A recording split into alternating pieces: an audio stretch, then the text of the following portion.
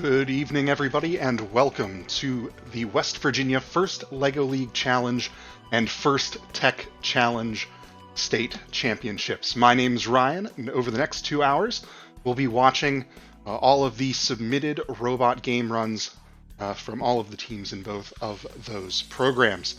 In addition to the robot game runs we'll be watching tonight, all of our teams went in front of a panel of judges this morning to discuss all of the other aspects of their team, their robot design process, their community outreach, their research and innovation projects, and their adherence and sharing of the first core values. At the end of the evening, we'll hold a brief awards ceremony to recognize all of those teams that particularly stood out in those judged areas. But regardless of how the rankings shake out and how the awards are distributed, I want to congratulate all of our teams that participated in this year's state championship pair. This season obviously had a lot of unique challenges. In addition to the obvious ones, it was also a greatly lengthened season compared to a typical year in West Virginia. Normally we're done in December, and so a lot of you have taken advantage of that extra time, and that's cut into other activities, but you still made it work. So I know we also have, I recognize some usernames in chat that have been here for our previous VEX broadcasts, so this will be a little bit different from what you're used to seeing.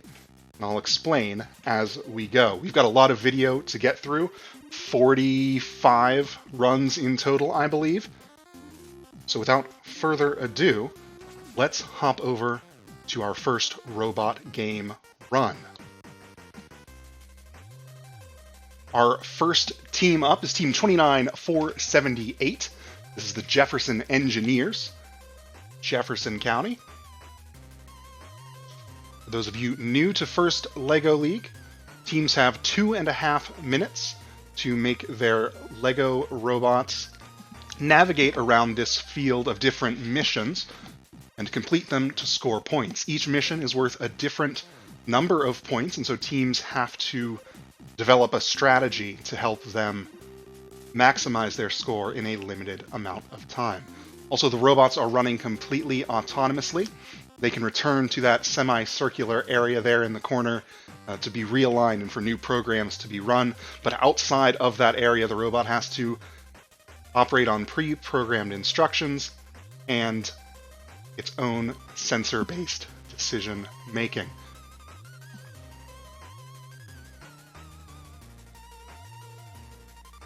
Talked over the first half of this match, but we'll make up for it here. Looks like they've come back to the home area to swap off an attachment. Based on the looks of this one, it appears they're going to go for the slide in the center of the field there. There are 2 LEGO minifigures on the slide. You get points for removing them, and you get points for placing them in different areas around the field. One of them in base, one of them over on those tires to the left. Just a minute left in this one, and they did successfully grab, I believe, both LEGO figures off of the slide there. They take that attachment off and are moving over along that back wall, I believe going towards the step counter. So this mechanism has a rod you have to push against, but there's a catchment mechanism inside, similar to what releases the hands in a spring-powered watch, that limits how fast you can push it. It looks like they did get that all the way through. And with about 30 seconds left on the clock, they make it to the dance floor on the near side of the field. So there are 2 missions where teams receive points based on where their robot is on the field at the end. Most teams that take one of those missions are going to go for the dancing challenge we're seeing here. But the way the rules were written this year, they have to be dancing when time hits 0. So we're going to see quite a few runs tonight where teams will finish up their runs with 20 or 30 seconds left, and then they'll dance for that remaining time. So that was our first run, again from the Jefferson Engineers, and our referees gave that a score of 300 points. I called out some of the missions as they happened. We'll take a look at more of them up close as we move through the evening. Our next team up, it's Team 4874, Give Me My Space from Fayette County. They're going to start on the park bench mission. So there are multiple ways to score in this mission. It's very close to base, so we see a lot of teams go for it. They knocked the bench down flat, which will get them some amount of points, and they also removed the backrest from it. Now, I believe they've queued up here a program that will dump cubes into that bench area to add even more points. They get 1 point per cube that is flat down on the mat. Well, sorry, not flat down, just touching the mat inside of that area. It looks like they got 4 of those. They go off the side of the mat, and now they are swapping attachments for their next mission. This one, I believe, goes off to the right side of the field. They use a little Lego jig there against the wall to make sure that they're lined up in the proper spacing and angle. I believe if I check my notes here, Team Give Me My Space does a couple of missions that not many other teams do. First, they're going to go for the treadmill here. It's in the very corner of the field. It's almost as far away from base as you can get, so it's not something a lot of teams do. And by spinning their tires on top of that treadmill, they've moved a dial. It looks like they've moved it all the way to the dark green area, which is the maximum amount of points.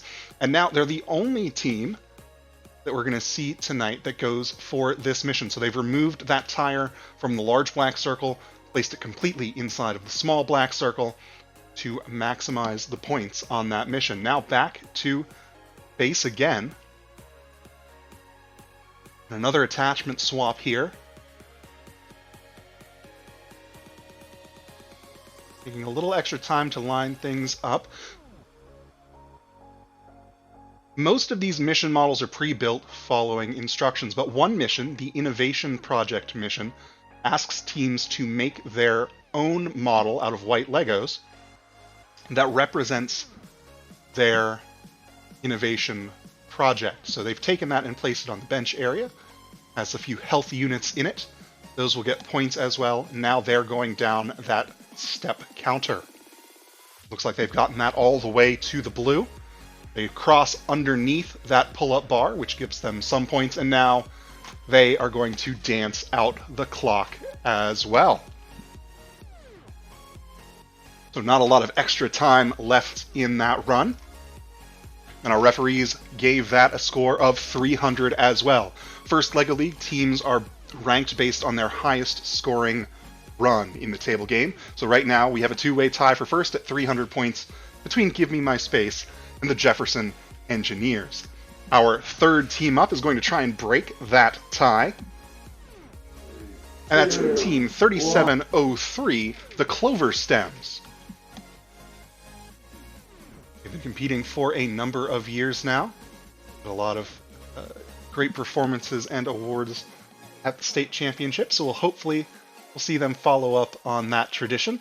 They start off by clearing the minifigures off the slide. Now on the far side of the field here, they've got a square plate on the back of their robot. They push that into the wall to help their robot square up and move at a proper angle, and then they release one boccia cube into the target area. Now back to base, swapping out their attachments. They've taken off that arm. Looks like they've got a bit of a, it looks like a flat front, so they're going to use that against the step counter, I believe.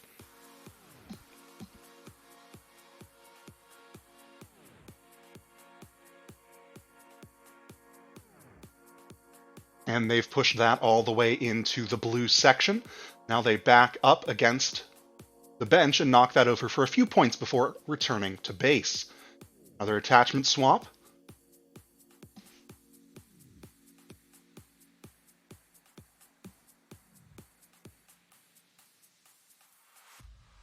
Take a few seconds to make sure their alignment is correct. Make sure that new attachment is at the proper height.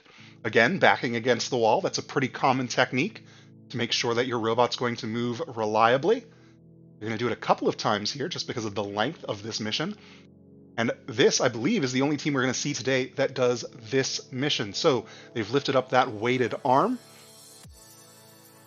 I don't think they've maximized the points from that, but they got a good chunk of them. back to base again. Looks like they're lining up for the Innovation Project mission. They're going to deliver that straight out to the bench.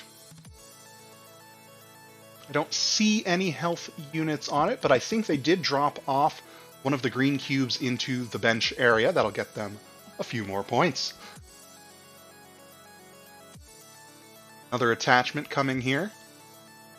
They've got one motor up on the top of the robot, and then they swap things on and off of it, depending on the mission. I believe they're going to dump a bunch of cubes here into the target area for the Boccia mission. And now they're going to dance out the clock. In addition to the spin, they had an arm moving there, adding a little extra pizzazz. And they did break that tie. Our referees confirm 320 points on that run for the Clover Stems. Our next team up, Team 5891, the Colossal Squidbots from Marion County. They're the first team we're going to see today attempt the basketball mission. They do lift it up above, up to the center marking there. Now a very, very quick attachment swap. I think they're aiming for the bench.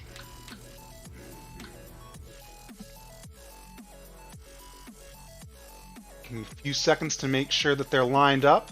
They knock it down and then realign. They do drop in some cubes. I think I see one in the hopscotch area properly scored. That's why our referees went over these videos with much closer attention than I did. So they'll make sure they get the proper count there at the end.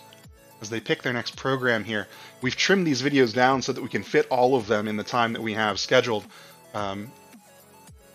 Leaving base again here, going towards the midfield. They're going to try and cross underneath. Now, because they had to interrupt their robot, they're going to lose a couple of points there.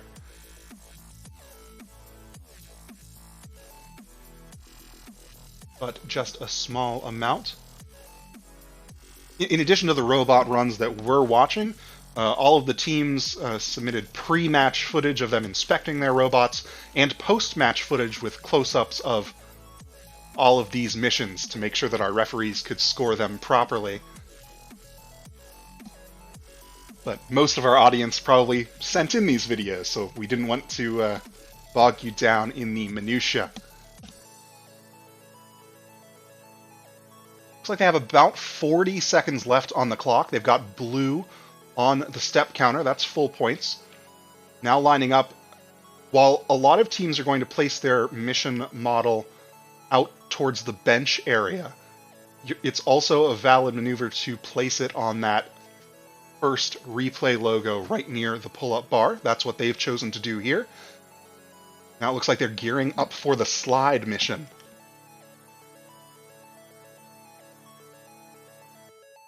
Looks like they're changing their mind a little bit. Not quite enough time left on the clock to do both that and the dance. So they're going to choose to dance.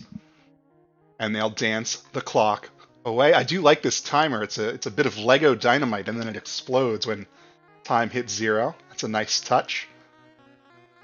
Referees score that one at 165, but 2 more attempts for that team to improve. That was the Colossal Squidbots. Our next team on deck is Team 4146, the Jackbots. They're from Moorfield Middle School. Robot. And they're going to start with the bench mission as well. They only had a couple of weeks due to restrictions, only a couple of weeks to work on their robot. So it'll be interesting to see how much they got done. On the second attempt, they knocked that bench down. Now moving further out the field, they knock into the side of the slide. It looks to me like one of those people came off, but then they accidentally drive over, and that's going to put them outside of home. So one interruption penalty there. I'll try to name those penalties properly. Those of you who've been doing this for a long time remember when they were called touch penalties.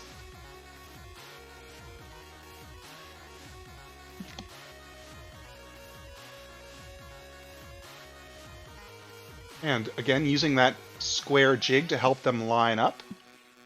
Looks like they're going to take a second pass, try and get the second person off the slide.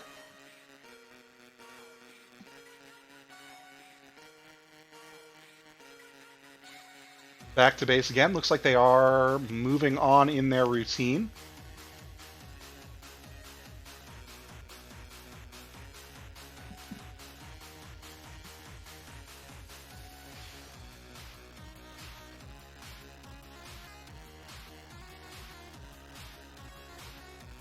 This time, loading up one of those green boccia cubes, taking it to that end of the field.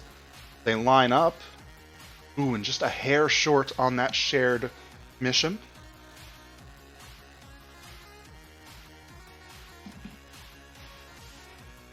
But letting it run through, trying to place it in the basketball hoop.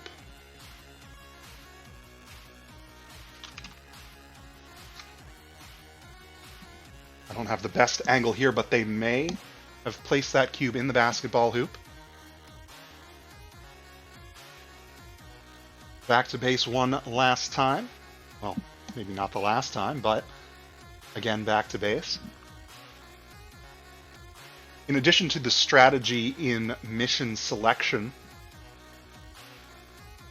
where teams will prioritize different mission based on how many points they're worth, teams also have to pay close attention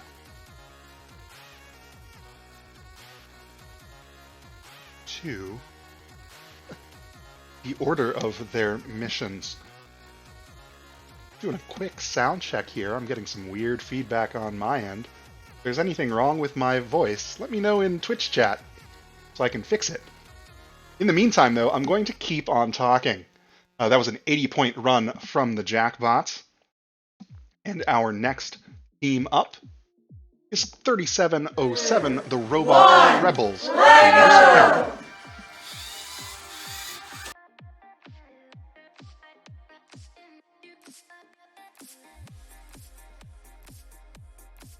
It's like they started out with the bench. They knocked it down quickly. Looks like the back is still in it, though, but they're going to move straight across 90 degrees to that step counter. They push it all the way into the blue area and then go straight back to base, adding a little scoop onto the front of their robot, it looks like. They knock one person off the slide.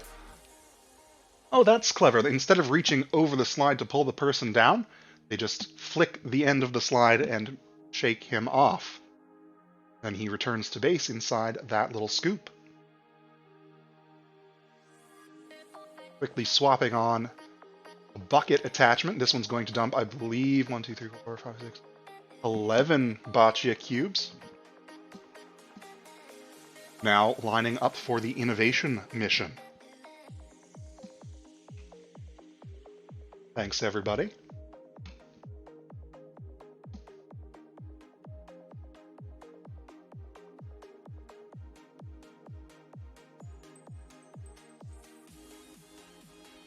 And adding 3 health units there alongside the bench. That's 5 points each. Now another take at the innovation project. I remember watching this one earlier for my notes.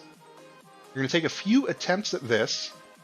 Now, normally, if your robot deposits something on the field, it has to stay wherever it lays, but they're pushing against the bench at such an angle that it pops out onto the home area of the field where they're allowed to pick it up and try again. Now, on this attempt, they change their angle a little bit and place it next to the bench area.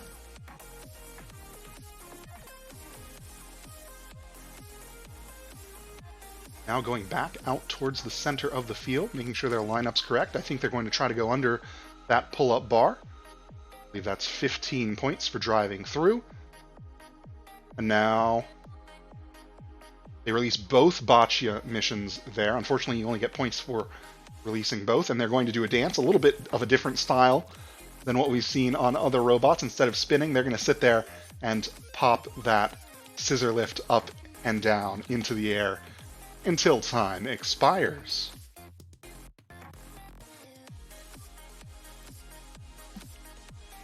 It's like 265 on that run. And our next team up is 45-137. The Master Builders, working out of the Hedgesville Public Library. This is the second team we've seen take on this Treadmill Mission over on the far side of the field. Again, it's one of the farthest away from base, and it requires, well, it doesn't require, but oftentimes teams will use their drive wheels to manipulate it, so that can throw off their path. So they have to make a careful use of sensors to run that mission successfully without stranding their robot and needing to take an interruption penalty. That run seemed to work out for them, and so they're back in base, and now launching for a second mission. I think they're going for the Boccia Cube here. They do release the red cube, the blue cube stays behind, so they'll get 25 points for that mission.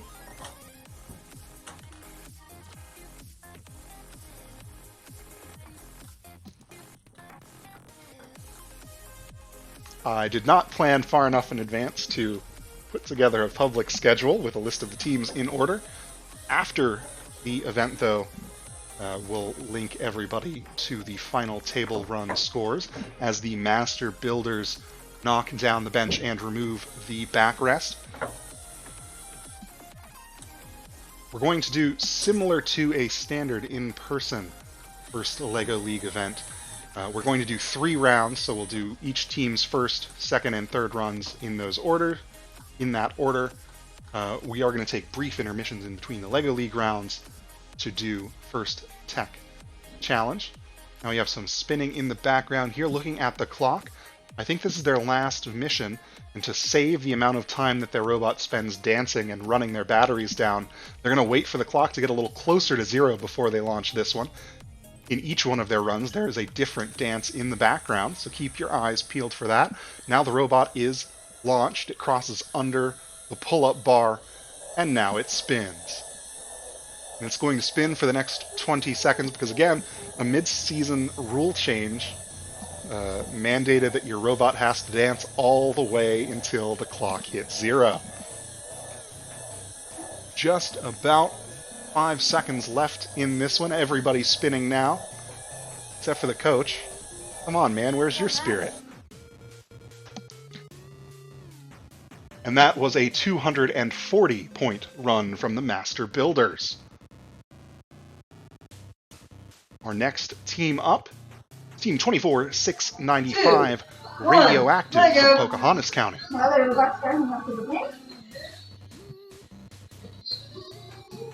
I can knock it over. Going straight for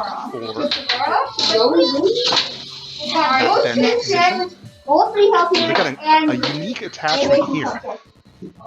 They use it to knock the bench over, lift the back off the bench, and drop, I believe, 2 or 3 cubes in. And then the attachment just lays there on top of it, staying out of their way. Then they return to base and drop a bucket onto the front of their robot, and they use that to deliver the Boccia cubes to the target area. Now another quick swap. Lots of teams this season choosing to highlight to the judges their attachment quick swap systems. Radioactive was no different there. Now moving to the center of the field and pushing on the step counter. Taking their time for the catchment mechanism to catch up. Push that all the way to blue. Now they line up against the wall using that square back on their robot. They can move the arm inside and move under the pull-up bar. Loop around and then flip that arm back out and use that to get the person off the top of the slide. And then pull him back all the way back into base, so one person's still on that slide. Lots of attachments here. Everybody this season fit into the small inspection area pretty easily, with a lot of space left over. But we're going to see a lot of these mechanisms take up a lot more space when they're not packed in. Now they've got a flat jig on the front of this arm that helps them line up perfectly. So pop out one, Boccia cube. Now back to base. I believe this is the attachment for their final mission, so we're running right up against the clock.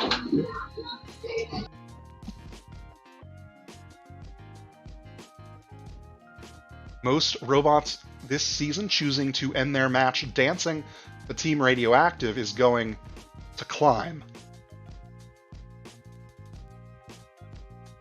Just a few seconds left now. The arm starts to pull down.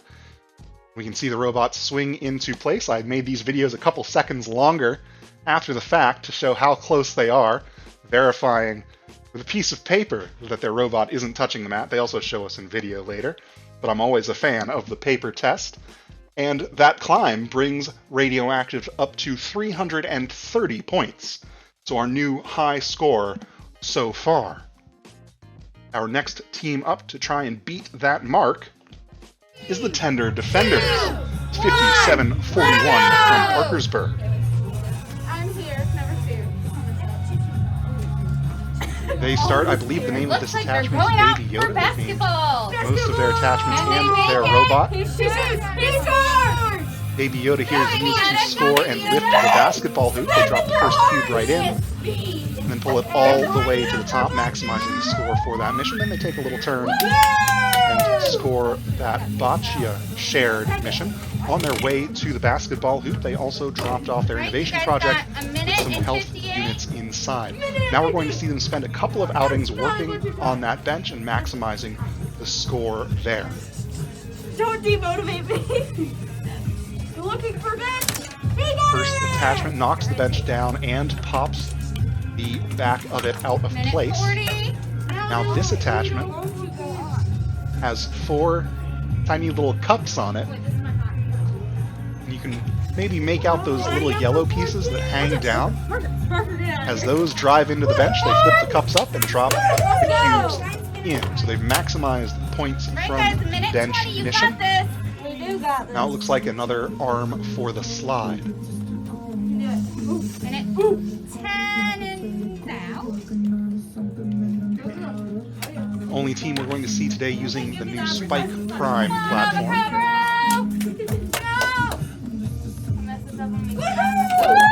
Remove both people from the slide.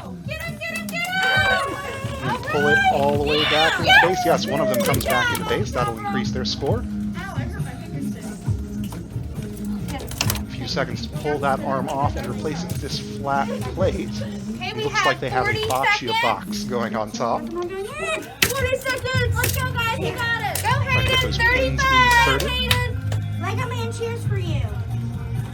Got it! You got it! 30 seconds left! I think they tackle 3 or 4 missions in this run, starting off with that step counter.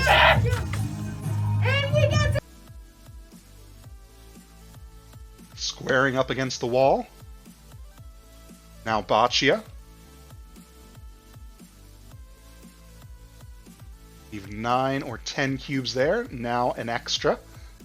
And now they go to dance the clock away. And that's our new high score so far, 390 points on that run. We have one more LEGO League team to go in our first round. And that's team 26789, Lego Force from Berkeley County 4-H.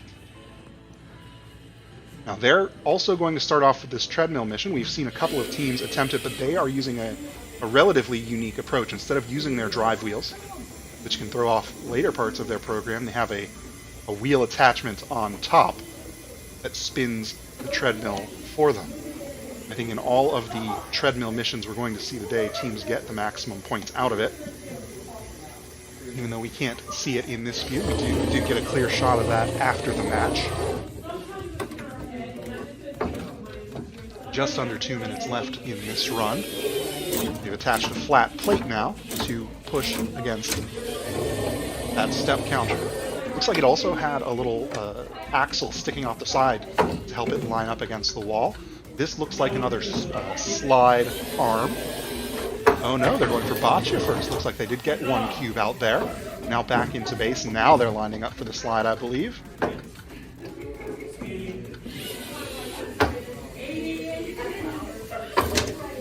And they do pull off 1 person and bring them back home. Just at the halfway mark, a little under We're a little over a minute left. Now taking off the arms. I think this might just be their base robot. Maybe a little arm on top. Yes, one little arm. They're going to use to retrieve a health unit. We aren't going to see many teams today retrieving the individual health units. Most teams that go for that mission just using the 3 in base. They get an extra 5 points if they can place it in the bench area. 45 seconds left, and it looks like they are prepared to do just that.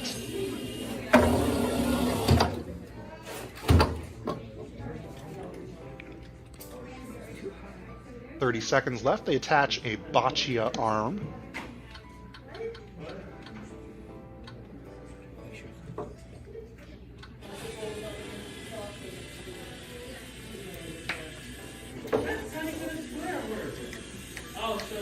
.15 seconds. They deposit the cubes, and they arrange the cubes in such a way that a yellow cube is in that target area, which is a few extra points. And now a few seconds left. My favorite kind of robot dance, victory spin. Okay, get inside the robot. Will run out the clock. That was a run worth 350 points, according to our referees. And now, we've seen almost every first LEGO League team in their first run. So we're going to step away from the LEGO robots and take a look at First Tech Challenge.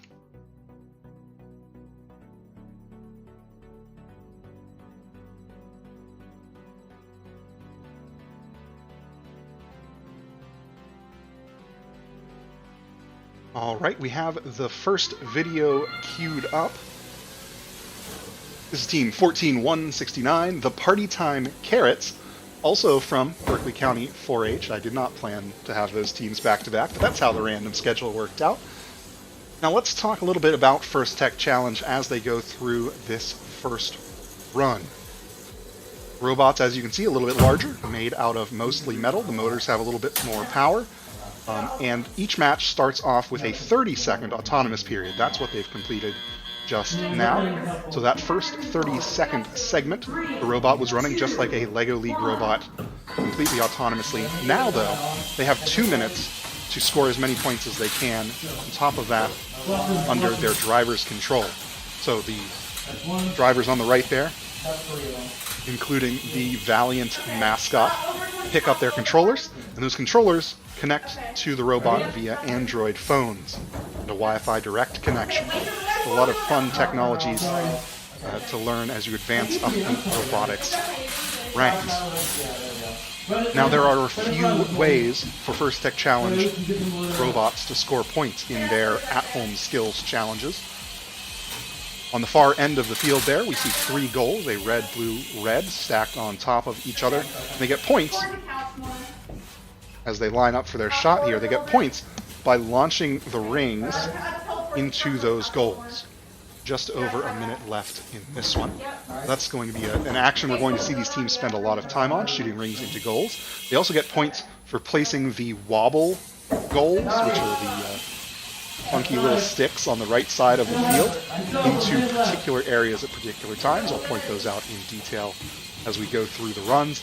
And then in the end game, about 30 seconds left, they again get points for placing wobble goals and points by knocking down the little red sticks you can see kind of to the left of those goals. I'll point those out when we get to those portions of the match. Just about 30 seconds left in this one, lining up for another volley of high goal shots. And now their human player returns those rings from the goal back to the field for the robot to keep cycling through.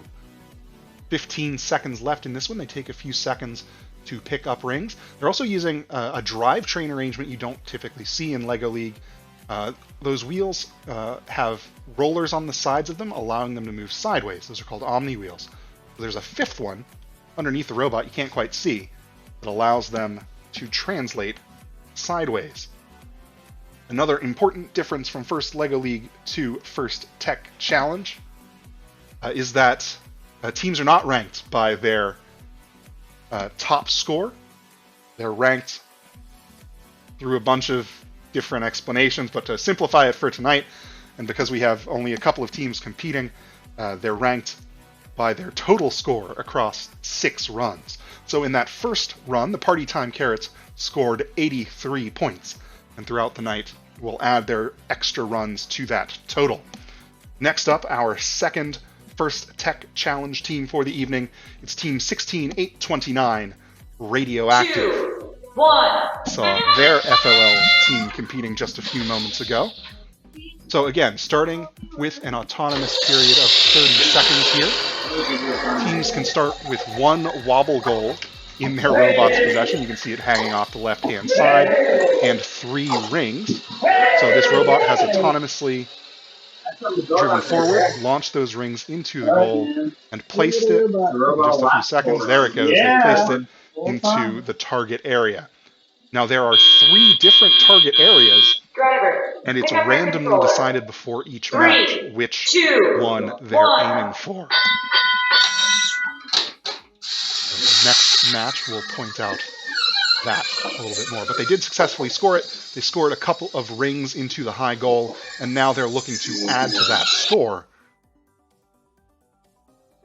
using these green wheels. Both teams tonight using these green flex wheels to help pick the wheels, or to pick the rings up. That one a little bit short of the high goal goes into the second goal. Those flex wheels are made out of a soft rubber, so as the ring slides up the intake or against the tile, it grips on and pulls it into and up through the robot. I'm not sure about the Party Time Carrots, but Radioactive mentioned in their judge documentation, this robot has a webcam attached to help it pick out which autonomous it's been chosen to run. It also has the potential, although they didn't find the need to do it yet, it has the potential of allowing their robot to automatically aim at the targets. So hopefully we'll see them develop that for use in future competitions. Lots of high goals in this one.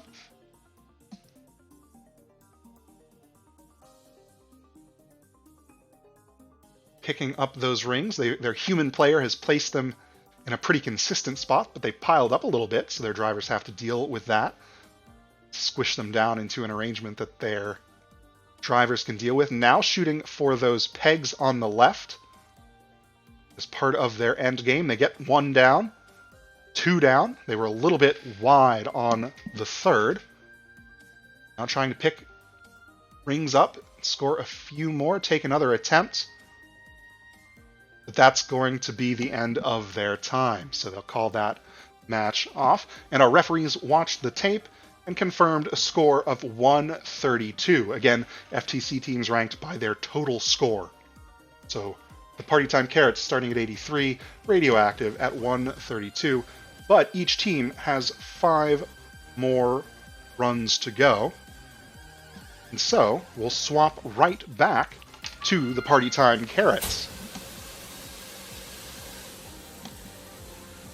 Now, if you paid close attention to the robot's starting position, and actually, I'm going to go a little bit off script and start this one over. Pay close attention to the robot's starting position in this one. Now, you may have noticed on the other matches right in front of the robot, there was a stack of rings. In this match, there isn't. And that's how they are able to figure out which of the goal zones they have to go to. If there's 0 rings there, they have to place it in the nearest red square on the tile. Looks like they're don't quite make the turn. They're going to put it in the center one. If there's 1 ring in that starting position, you go for the center one like they did. And if there's a stack of 4, you place them in the farthest red square, getting maximum points. That's going to conclude their autonomous period. They did hit a couple of high goals in that one. The high goals are worth 12 points in autonomous. Only 6 in the driver control period. So even though the drivers have a lot more time than the autonomous code is balanced out by being worth usually more points. Lining up now to shoot into that high goal. Both teams seem to have picked a spot that their robot shoots best from, and then they go out, pick up more rings, and then return to roughly the same spot.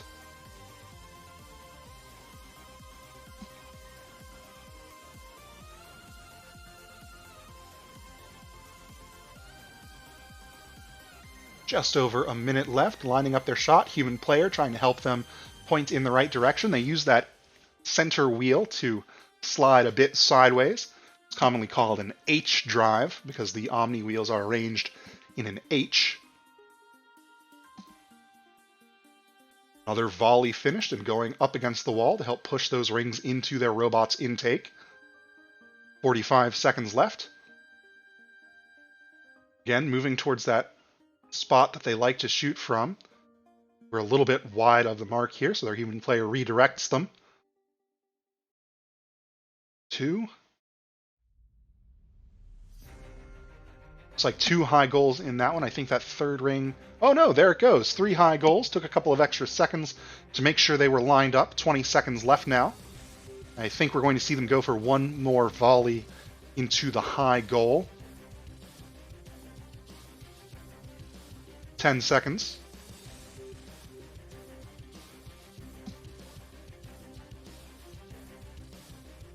They get one more in before time expires. And after our referees review, 77 points in that run for the Carrots. Now we are back to Radioactive. We can see in front of their robot they've got 1 cube. So their robot drives forward a bit and then turns to look at that stack. They're using the webcam to read how big that stack is to determine where they're going to place this wobble goal. But before they do, they're going to shoot some high goals. Again, 12 points each in the autonomous period.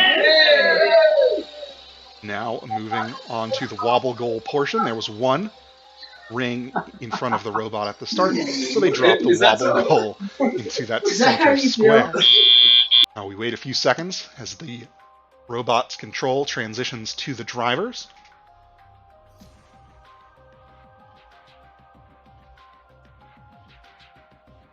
And they unfold the intake, get to work, starting by picking up that autonomous ring. This time a little bit, or at least so far, there's a little bit more variety in where their human player is placing those rings. So they're a little more spread out, but maybe a little easier to take in. Now you may have noticed there, since I called it out on the other robot, that this robot can also drive sideways. They're not using an H drive though, they're using something called mechanism wheels, or I suppose officially they are mechanism wheels. Well, I learned it the other way 15 years ago, so now I can never say it right. The mechanism wheels have rollers on them as well, but these rollers are positioned at 45-degree angles. And so by running the front pair backwards and the back pair forwards, or vice versa, you can translate sideways. So similar to the H drive, but they only need 4 wheels to do it.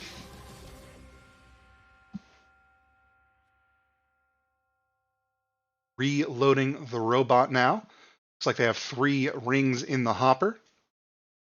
They line up. Where the Carrots seem to prefer to shoot a little bit off to the left. Might be a little bit closer to the goal. Radioactive goes back towards that autonomous starting spot. They line the back of their robot up against it.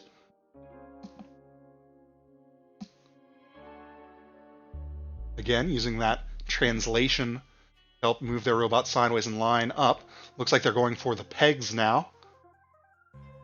First shot a little bit wide. Second shot knocks the middle peg down. Looks like they had a bit of a jam there, but they retry. And this time the ring flies free and knocks down the right-hand peg. A few seconds left. Looks like they are going to run out of time before they can get that third peg. And on referee review, a score of 118 points. So great job to our FTC teams so far. We're about a third of the way through that segment, each team completing 2 of their runs. And now we hop on back to first LEGO League. Back at the top of the order. So we'll see 29-478, the Jefferson Engineers in their 3, second run. 2, this time 1, I'll narrate Lego. the whole way through because you all know how this game works now. They're taking a bit of a different path here, though. I believe on their first run they start with the shared Boccia mission, but this time they go for the center of the field and dump all of those cubes into the target zone.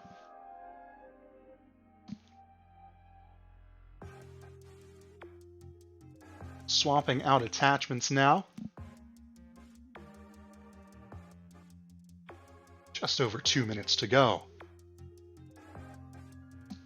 This run goes for the basketball hoop. Looks like the cube was a little bit wide, but they do pull the hoop up and now off into the home area so that they can realign that robot without any penalty.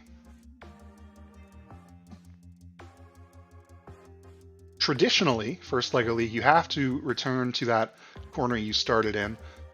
But over the past couple of years, they've made the mat a little bit shorter than the table, and you can just drive off the side.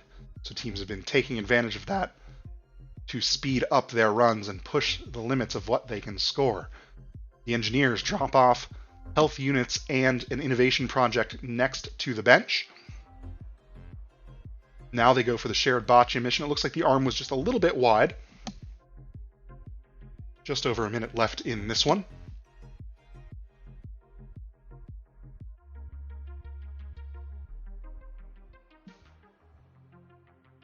It looks like they're swapping on that slide attachment we saw earlier. A lot of teams using kind of thin, flexible pieces for that arm. The engineer's arm here is a little bit beefier, but they're using, I think that's a hydration unit from the game 2 years ago. So it's kind of a round wheel that can roll over the top of the slide. If it's made out of Lego, it's legal to use on a robot, with a couple of small exceptions and restrictions.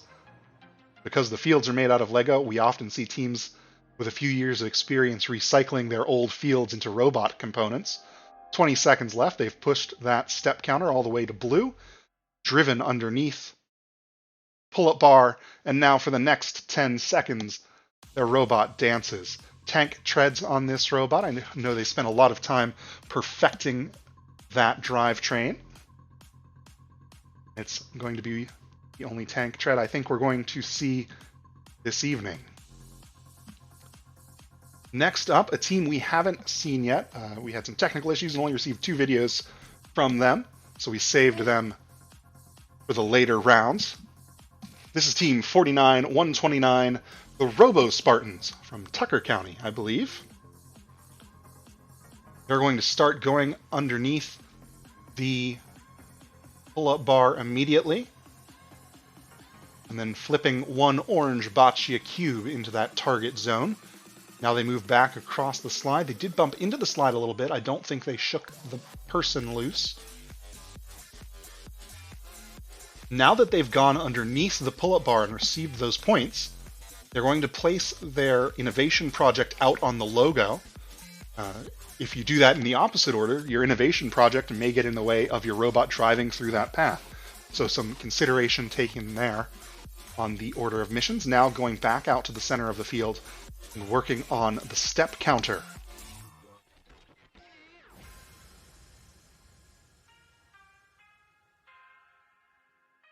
They push that all the way to blue and then back straight into home, also sometimes called base. Now, working on the park bench, trying to knock that down.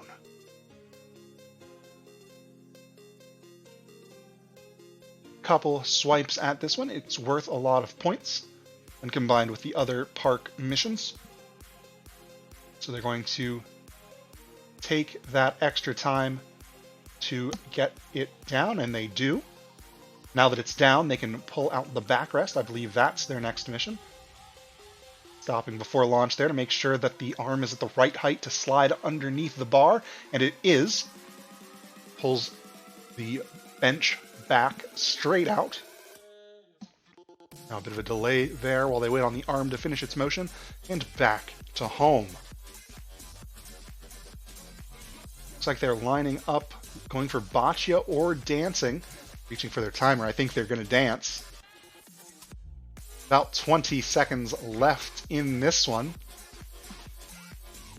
There's a bit more footage, but I think I'm going to cut that one here. We know how this one ends. They're going to dance all the way to the end, get those points, and bring their total for that run up to 200 points.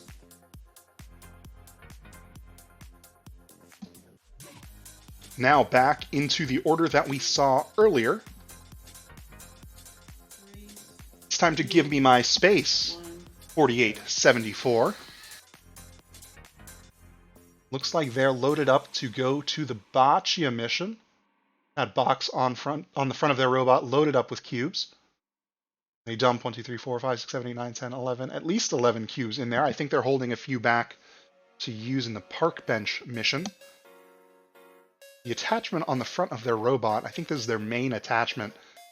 It's kind of a double elevator. They've got a rack and pinion that moves the robot's front up and down, but it can also slide left to right, and we're going to see them use that on the bench mission. I think if we don't get a good angle of it in this one, on their third run, their camera flips to the other side of the field, and we get a bit of a clear shot. So I'll point that out when we get there. Now they've taken that box off the front. Now they move to the far end. They're going to go for the treadmill first. Then they'll back up and go for the weight machine. Again, the only team going for the weight machine, only a couple of teams doing the treadmill, and we can see that pointer go all the way to the end. Now they back up. I think they're using the light sensors on the front of their robot. You can see those little red lights shining down in the bottom. I think they use those to line up against that black line after they back off the treadmill to realign themselves. Now the weight machine pulled out, completely out of the big circle, completely into the small one, so full points there, and back to base.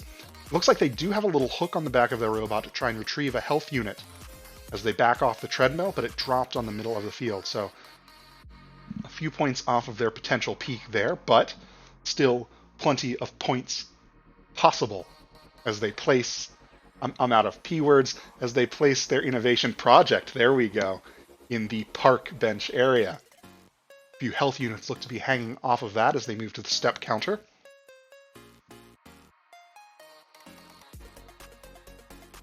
Again, all the way to blue. A lot of teams going for the step counter. I think every team we see today is going to push it all the way in for maximum points. And now they're going to dance the rest of their time away. And this might be the mission where they dance the longest. Give me my space using most of the time on their timer for scoring other missions. But this one's just going to run the clock out here. After referee review, team give me my space, 325. Not the highest at the event, but a new high score for them, improving on their first round by 25 points. Our next team in the cycle, Team 3703.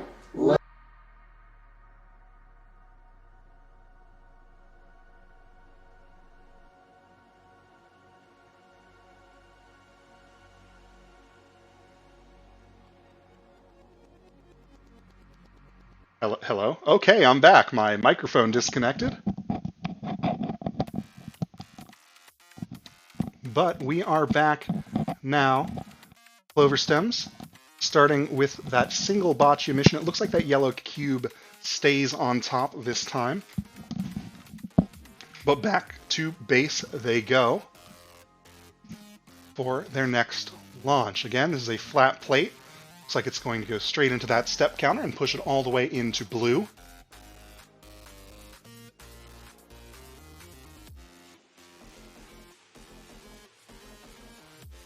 And that is successful. Now on the way back, they take kind of a wide sweeping turn, bring them near the bench, and knock it down before returning to base. Swapping attachments now.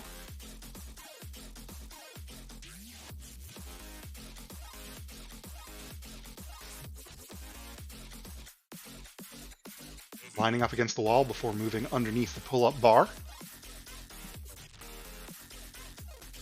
Lining up against the wall again, going to the absolutely furthest mission, lifting that weight up to a middle-ish setting,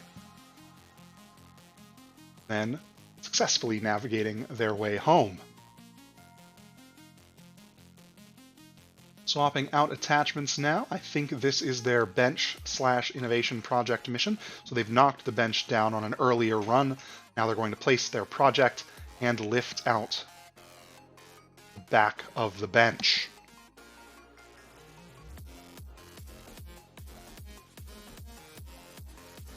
Back to base, and now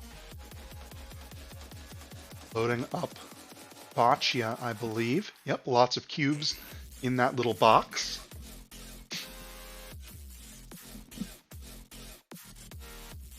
Most of them make it into the target area, and now lining up against the wall and preparing the dance.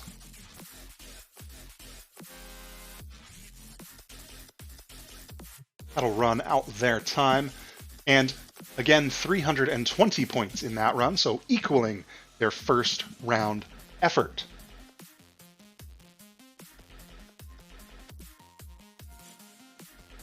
Next in the cycle, we're back in Marion County with the Colossal Squidbots and their super cool robot timer. Again, taking a similar path to before, starting with that basketball hoop, lifting it partially up. Now attaching Boccia. No, this isn't Boccia. They're going for the bench. They're attaching their bench cube dumper.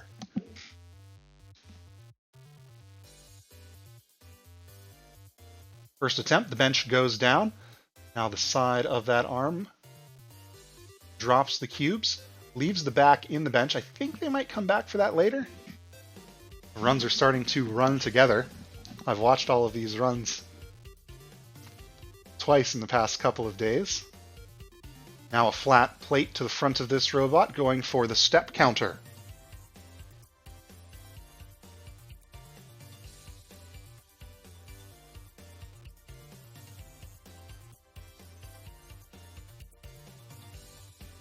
In to press it in as the gear spins. See the internal catchment device rocking back and forth, making sure the robot takes its time on this mission. And it pushes it all the way into the blue area again. Now back to base. They were a little bit outside on that one, so unfortunately we had to take a couple of points away, but an otherwise solid run overall as they line up to take their project out. Their innovation project, an adaptive bike course, so they've built an adaptive bike out of Legos. Now attaching that arm for the slide mission. Last time they were a little bit short on time and had to pivot, but I think in this one they do have enough time on the clock to go for this one. It's lined up, the arm drops down and it pulls the person off the top and then back into base for even more points. Now sliding that arm out of the way, sliding the person out of the path, making sure they're lined up, and now they go out to the dance floor. And they spin. And they spin the other way. And they spin. And they spin the other way. My natural music talent showing through. Oh, and I cut the video right before dynamite exploded. 205 points for the Colossal Squidbots on that run, so a 40-point improvement over their first. And that brings us into Jackbots, 4146. Robot. 40146, not 4146. Jackbots starting off on the bench. Adding a cube. Looks like it is still standing. To attempt to reach. Expect they'll take another swipe at it, maybe later on in the mission. Going to go out past the slide. Or Boccia, I believe. This time they knock a blue cube loose. Just an inch short on their last attempt, but this time it goes right in. Now for the basketball hoop. The cube drops down. Don't quite have the angle to tell if it went in, but our referees reviewed that after the fact. Trying to lift the hoop now. I think it's staying at the bottom, but our referees may have thought otherwise. And now back to base successfully after scoring quite a few points on that outing. Now adding on a second arm.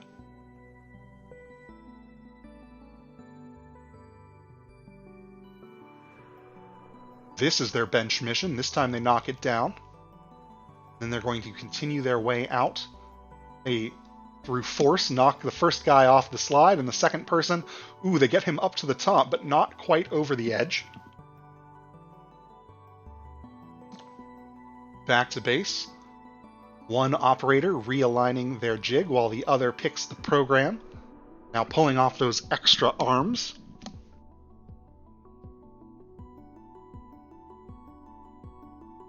I don't know if we'll see them finish it in this run, but I believe this program is intended to use those hooks to pull them up onto the pull-up bar, like we saw Radioactive do earlier. Those hooks are back, up in the air, on their way. They're going to push step counter.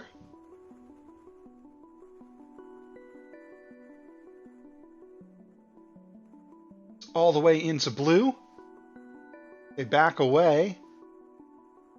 Looks like their alignment might be just a little bit... Oh, they're using a line follower here. But it looks like it may have caught the wrong intersection there and took them a little too far past, but hopefully we'll see them have that climb come together. Score of 170, so a 90-point improvement for the Jackbots between their first two runs. And our next team in the queue is 3707. Robot Rebels. They're going to start with the bench, a pretty common starting play.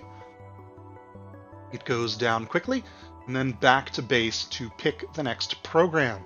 It's going to go for the step counter. Stop me if you've heard it before. They're going to push it all the way to the blue section for maximum points.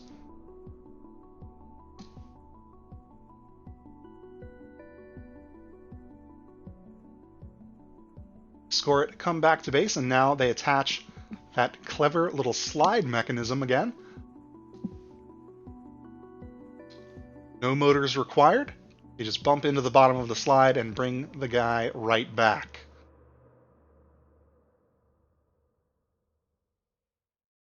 Now the Boccia mission, they've preloaded that basket with all of the cubes. We're going to bring it out to the target zone.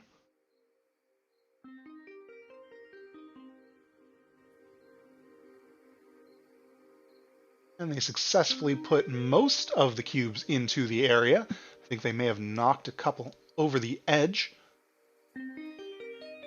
It's like they agree, peeking around the corner to get a closer look as they line up for the innovation project.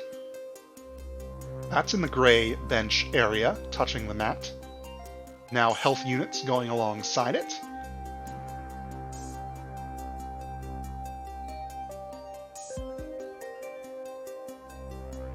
All three of those touching the gray area of the mat as well.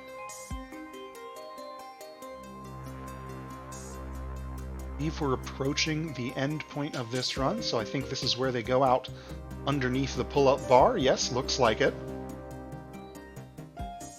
They do get a little bit hung up, but they make it all the way through. Fortunately, that's going to keep them off of the dance floor. So they're going to dance. They're only going to dance because it's fun, not because it gets them points. So 235 on that one for the Robot Rebels. 265, still the mark they're trying to improve on. And our next team is the Master Builders back in Hedgesville. Again, starting off their run in a different order than we see a lot of teams. They go straight for the treadmill. They do latch on and move that over. There's a fist bump there. They got some points for that, but it popped off. They have to bring it back to base for their next mission. They also swap operators.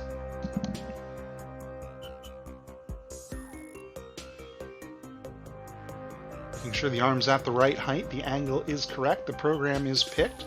Just under 2 minutes left.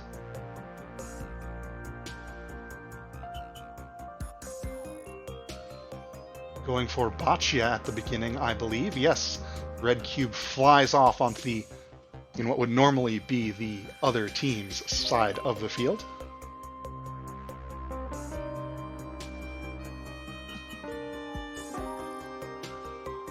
Now lining up, I believe, for the bench.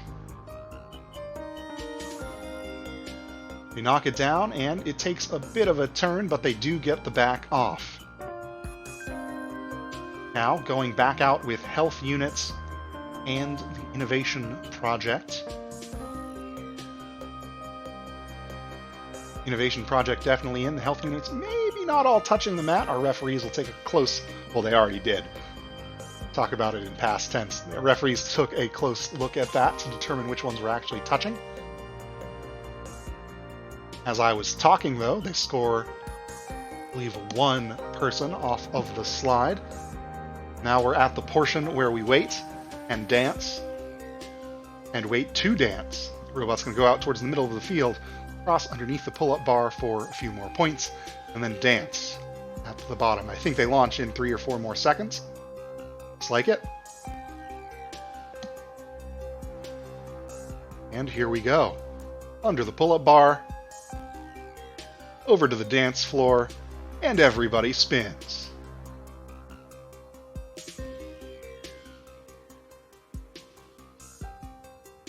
Not as much dancing on this run, but for run number 3, be sure to watch everybody on the team dance, I'm sure. Next up, moving into the back third or so of our second round, it's Team Radioactive once again, team at 24695. Starting again with that unique bench attachment. Drive carefully out of base, pivot to the perfect angle to knock the bench over, and then just leave that whole thing there with the cubes inside the hopscotch squares. Now they load up their bucket for boccia. Out to the target area. Looks like they do have a yellow cube in the inner target. I believe all of those cubes, by quick count, 9 of them are inside the target for points. Now back into base. This is a 3-parter, starting with the step counter, all the way to blue. Then they'll fold that arm in, and go under the pull-up bar. Then they'll swing the arm back out, knock the person off the top of the slide, and bring them back to base.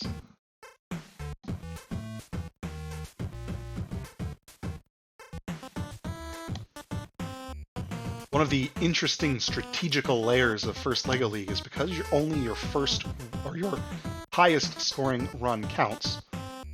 Some teams will do the same pattern for every match. That seems to be what Radioactive is up to so far.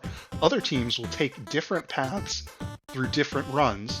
So maybe your first run was kind of a safe run that gets you some points on the board at a decent level.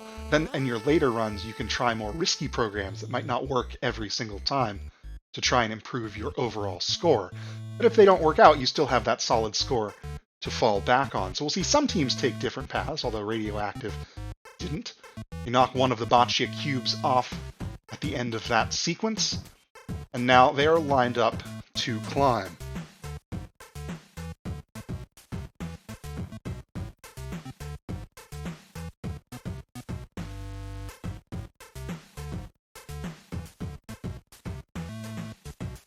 Hooks are a little bit tall when they first run into them, but as they pull down, the weight of their robot pulls them onto it, and that is going to be time, I believe.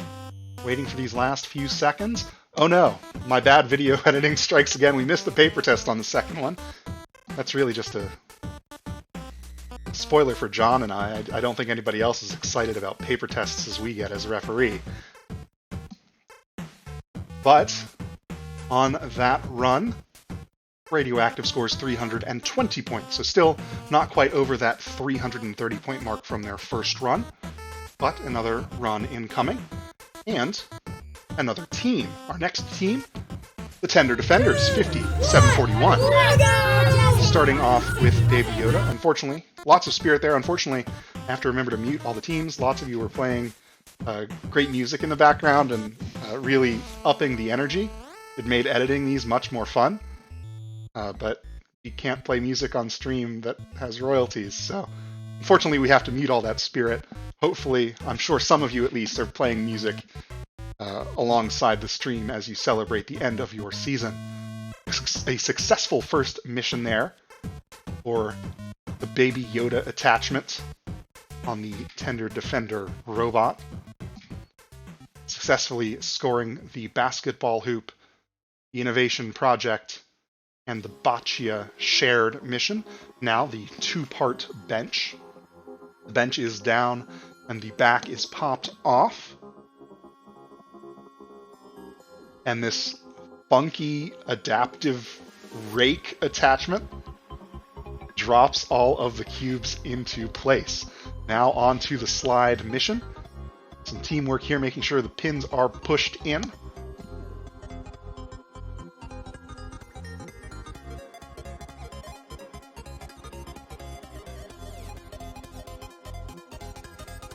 And onto the slide again, one of these long flexible arms. So they'll push down against the floor here, and you can see those long axles flex a little bit. That allows them to be more flexible with their programming as they push against the ground. Swapping off attachments again.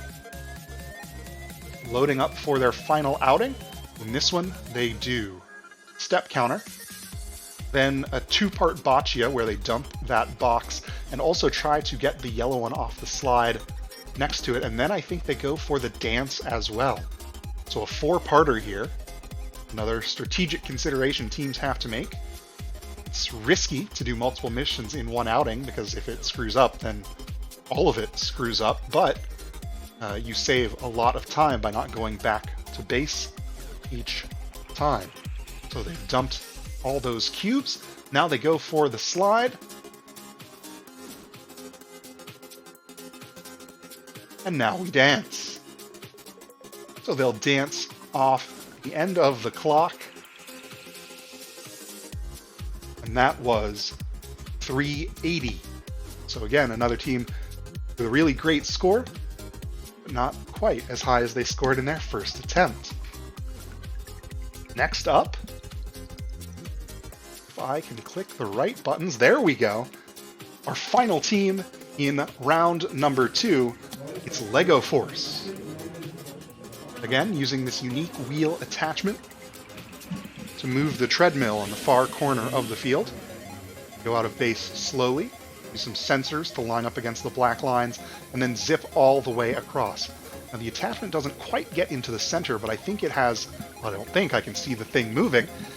It's still touching one of those rollers, and so the marker is still counting up. They get it all the way to the dark green area and head back to base with just under 2 minutes left.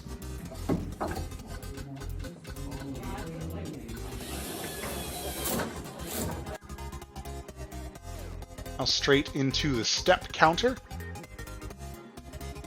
They've got the timing down on that lets it kind of slide past the catchment mechanism.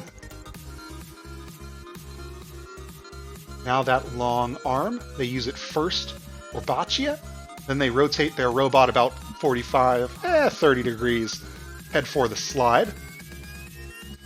They're using worm gears on most of these quick swap attachments. So they move a little slowly but are very precise, difficult to move backwards if something pushes back against it. Now they pull off the longer section of that arm and go retrieve a health unit with a minute left on the clock.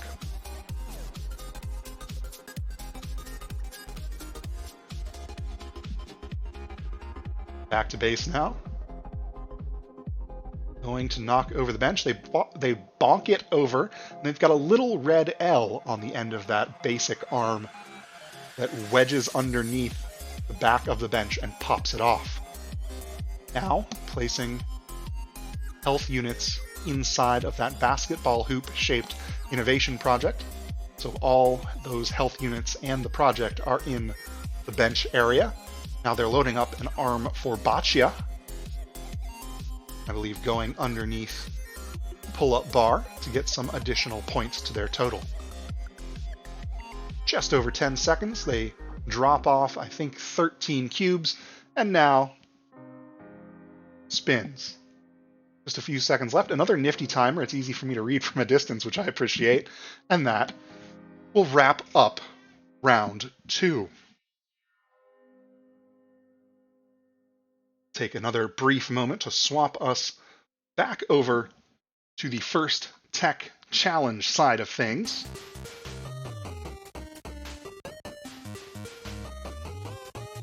And it looks like we are set up and ready to go. Again, we're going to start with the Party Time Carrots.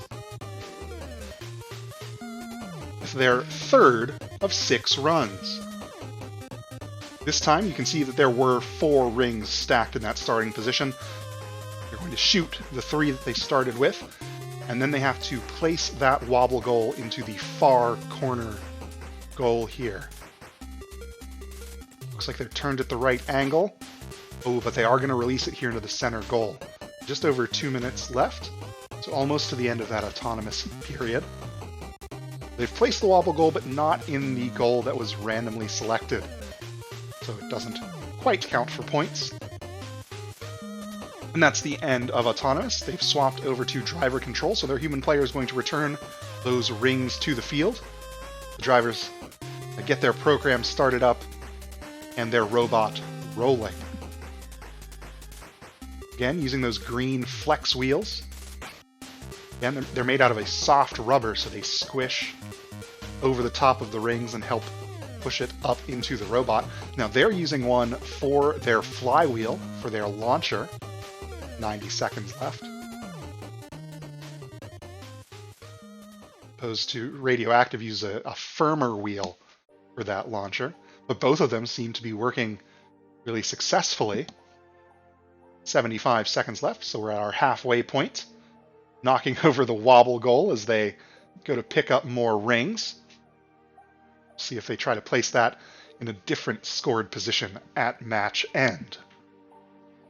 1 minute left in this one. Retrieving rings in the near corner. For those of you who have not seen FTC before, similarly to First LEGO League, things were obviously different this season. Typically, this game's played on a 12-foot by 12-foot field, and it's 2v2. So in addition to all of the cool robot skills, there's also a lot of strategy and robot contact. Although the rules are a bit limited. It's in terms of sports, it's more like basketball than football. But contact is allowed. Just over 20 seconds now. They're loading up for another volley.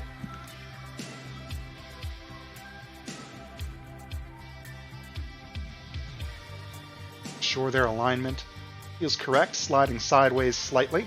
10 seconds, 1 ring. Ooh, just bounces out. Second ring goes into the top goal for 6 more points. Just a couple of seconds left. That's going to end the run. So we have a third run for the Party Time Carrots. In that one, 71 points. And it brings us back to Radioactive. Cheers. Again, just weird dice rolls. I think through the first 3 rounds, both teams have randomized to the same field. So they turn to the side, see that stack of 4 with their webcam, and then their code, after they launch these rings, is going to take them to, hopefully, the proper goal. They shoot the 3 rings, drive to the far side of the field. And it looks like that wobble goal goes into the proper place.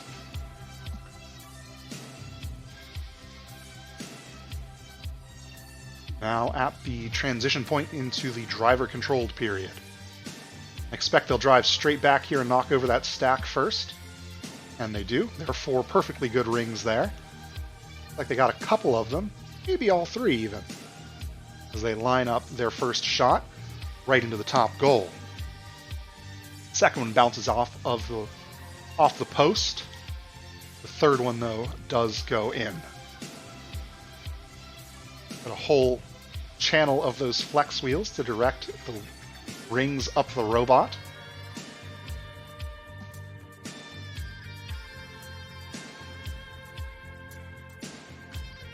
Trying to line up that shot. All of the rings stack up on that wooden section. A lot of wood on this robot, a pretty flexible and quickly prototypable building material. think they had a lot of access to woodworking tools. So in LEGO League, you're limited, of course, to LEGO components. In First Tech Challenge, the building rules are pretty wide open, so there's a lot of opportunity for teams to try different things. This robot has a lot of wood on it. The Carrots robot has a lot of 3D printed components, plus all of the sensors and fun wheels and drivetrains. There are a lot of options in First Tech Challenge.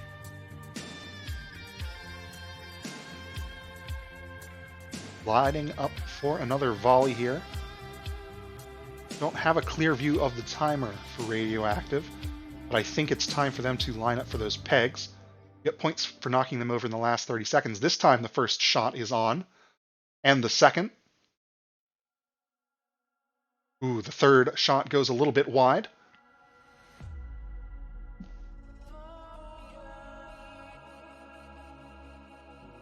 There they get that third peg on the final shot. Looks like they're just going to let the time run out there. And on video review, the referees scored that at 105. 105. Again, FTC teams ranked by their total score, not by their best individual run. That brings us on to the Carrots.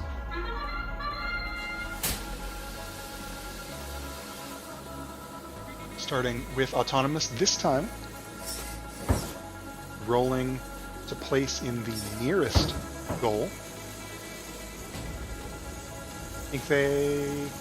Oh, good, yes. Turn the right angle. Plenty of time left on the clock. And this time they place that wobble goal and back away, so they'll get some extra points for placing that properly. And now a few seconds here as the drivers take control.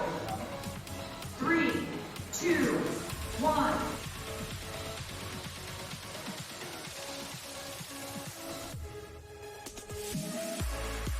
Scooting over to the near side of the field to pick up these rings. It's a little bit harder from this distance to point out the 3D printed parts that are used pretty extensively across this robot. You can kind of see... I'll wait until they turn back around before they line up this shot.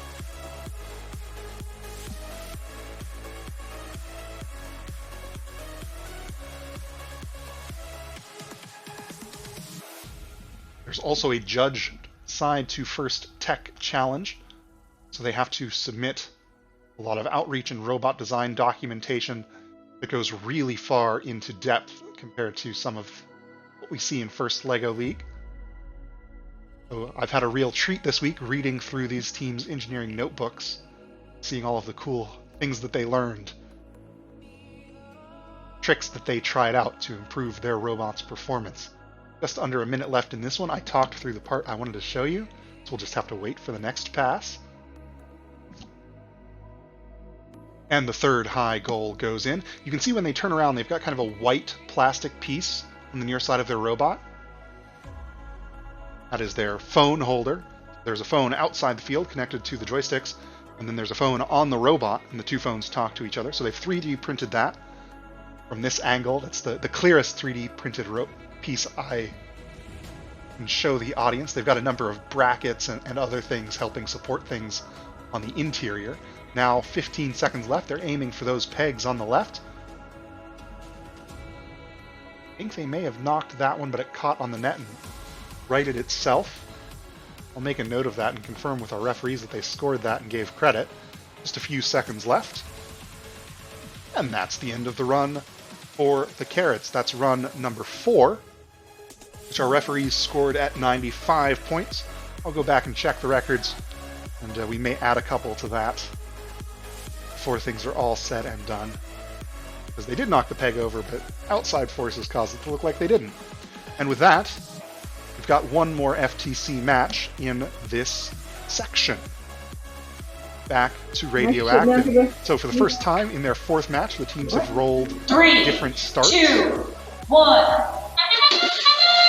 Radioactive going to use their webcam, see there's only one ring there, and try to place their wobble goal in the center red square. On their way, though, going to try and get all 3 rings in the top goal. They do. It's 12 points apiece. I believe 15 more if they can properly place there. And then the teams also get 5 points if they finish on this white line. So I think that was 56 points in autonomous for Radioactive as they move the driver-controlled portion of the match. Using those mechanism wheels to strafe sideways. I think they may have been zeroing out their gyro sensor. Actually, it's an IMU. The closest equivalent in LEGO League is going to be the gyro sensor. It measures the rotation of the robot. So they lined up against that flat wall, like we've seen a lot of FLL teams do today, to make sure that sensor was reading correctly. Now that they've taken that extra few seconds, that holonomic drive code is going to work a little bit more effectively, lining up for their first volley of shots. Tweaking in that distance. Like they've got a bit of a jam, but it does go through. They use the second ring to force it through, and luckily for them, the change in momentum pushed one of those rings into the bottom goal, or the center goal, and another into the top.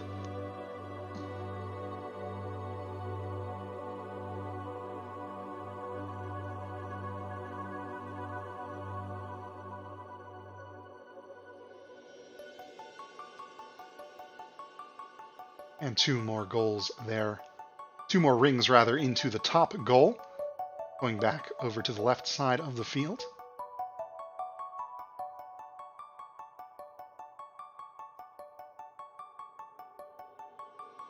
And a full hopper. Looks like we're reaching the end game of this one. Taking aim to the left and knocking down the pegs.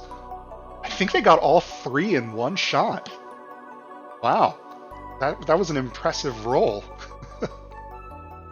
Now, using the last of those rings to go into the top goal. They get one in. Maybe going to squeeze in one more. And that's going to run out their time. And on video review, the referees confirm a score of 99 in that run. That also takes us into round 3. So we'll see each of the 11 LEGO League teams go one more time. Then we'll see the final 2 runs from each of the FTC teams. And we'll take like a 2-minute break for me to get coordinated for awards, and we'll wrap things up. Those of you who are watching the clock probably noticed that we're not going to finish by 8. I apologize for that. Those of you who have been doing this for a few years probably know how state championships usually go for us. So we'll finish as quickly as we can.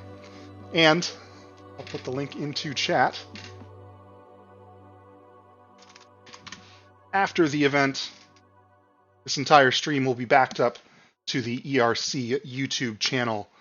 So if you want to go back and check out your team's highlights, other teams' highlights, or if you just can't sit around long enough for the awards, you'll be able to check those out after the fact. Now then, on to LEGO League, and back with the Jefferson Engineers. One, LEGO. Starting off their final run, looking to improve on a 300. We're going to start with the Ftc Mission again this time. Looks like from a quick count, 13 cubes there. Our referee's got a much better look at it, though.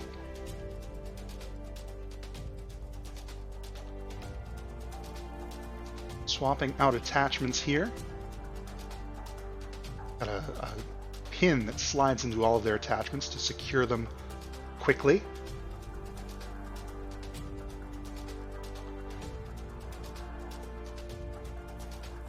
Things were a little bit bumpy there, and they dropped that basketball cube before they got there. But they do lift the hoop up. Now they're going to drive off the side here. Ooh, not quite all the way off. So they'll reset back to the launch area. A few points lighter.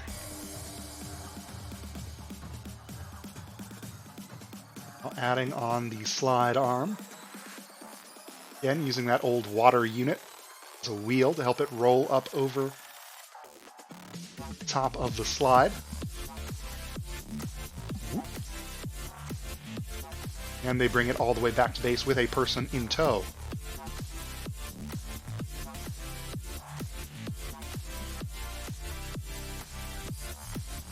Just over a minute left. Lining up to go for the park bench. They've got their innovation project with some health units on top. A couple of arms sticking off the front of the robot that they'll use to knock the bench over and remove the back, I believe. There it goes over, a little bit wide on the back of the bench. But moving right along, getting a little bit tight on time for this one, so they're just going to advance to the next portion. Going for Bocce here, they do release both of them. Only get points for releasing one of those cubes.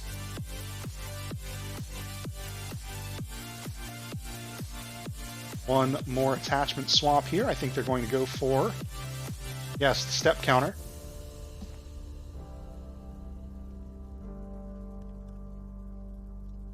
Just over 10 seconds left. Still going on the step counter. 5 seconds. 3, 2, 1, and they do pass underneath that pull-up bar. Looks like they didn't quite get to dancing, though, although our referees will have made that distinction. And the referees have decided score of 280, so they've hit 280 twice, but the high score for the engineers in this tournament is 300. Our next team up is back to 49-129, the Robo Spartans. Starting off, going under the pull-up bar, and knocking in one yellow boccia cube. Because they've gone through that pull-up bar once, they're free to place their innovation project on that replay logo in a later outing. We saw them do that successfully in their last run. Looks like that's their immediate next mission.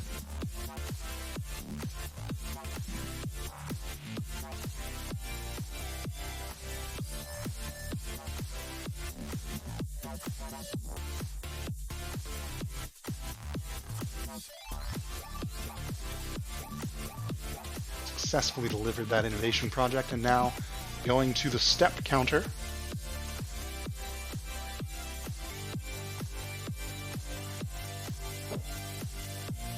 That's all the way into the blue. Realign the arm. I think they're going for the bench next. The height of their arm is important. Like they knock it down. But then they go for the back of the bench in a separate outing. That's right.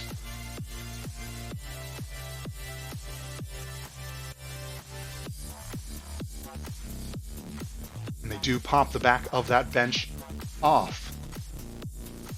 Bit of a delay while the arm settles into position and back to base. Reset the arm and the robot, lining up that angle.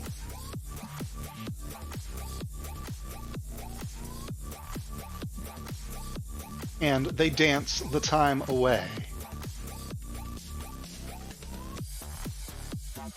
Clearly spinning over the dance floor as time ends.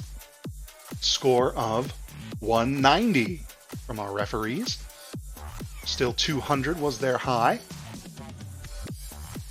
Next team up looking to improve on their score is Give Me My Space, 4874. Again, a different angle from their earlier runs, which will help get us a closer view of this attachment they have on the front of their robot. First, they go for Boccia. Again, lifting that elevator straight up. Going for the shared Boccia, they release the blue cube, the red stays behind, so they have 25 points there, assuming it stays for the rest of the time. Now back to base. Unique about this robot's design, we see a lot of teams use the ball bearings to support part of their robot's weight. Give Me My Space using some wheels without any tread on them.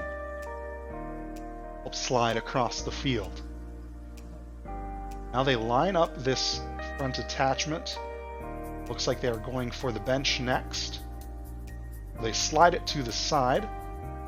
As it drives forward, it hooks on, pulls off the back of the bench, and then slides sideways to knock it over. Back to base, and they're going to use a similar motion to drop these green cubes into the hopscotch squares.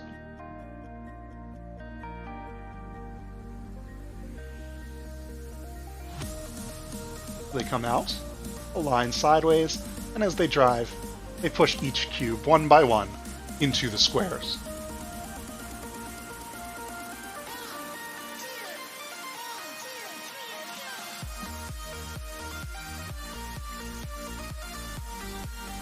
Now loading up their innovation project. Going back out to that gray bench area, they've got some health units sticking through the bottom of that project, touching the mat to give them maximum points. Using the flat front of the robot to push against the step counter.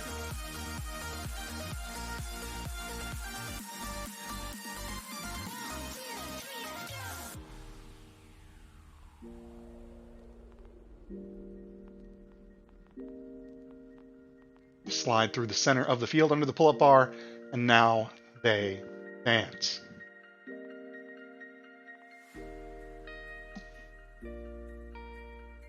And we'll go ahead, swap that over now. They dance the rest of their time away, and that gives them a score of 310. So 325, still their top mark. One that goes towards the table game rankings. And again, I've not said it in a couple of hours now, the table game is only a portion of the competition in both LEGO League and First Tech Challenge. Teams also went through judged areas that are equally, if not more valuable. So those will factor into the awards just as much, if not more, than what we have been watching. On to our next team now. It's 3703, the Clover Stems. Trying to improve on 320. They've hit that 320 mark twice.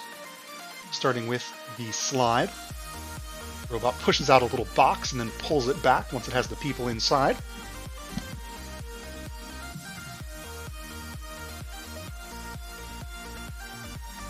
Squaring up against the wall here. Now they put down an arm. They're going to release one yellow boccia cube. And it drops into place.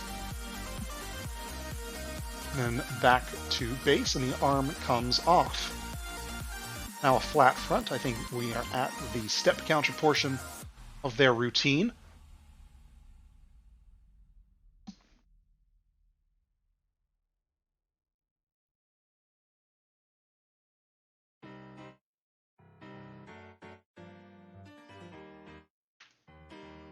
All the way into blue. Now again, taking a wide turn, so they can go knock over the bench before they return to base.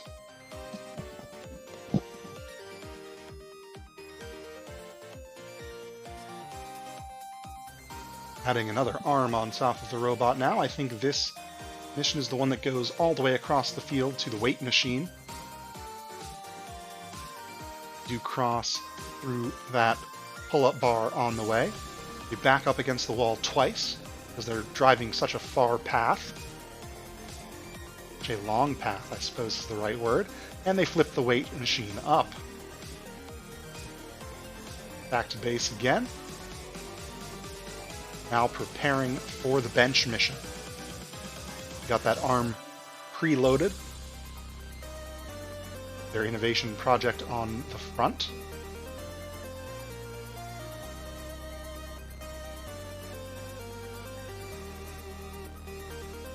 As they place their innovation project, they also lift off the back of the bench and return to base.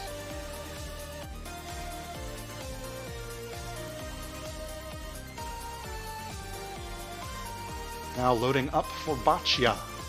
I believe it's boccia and also dancing.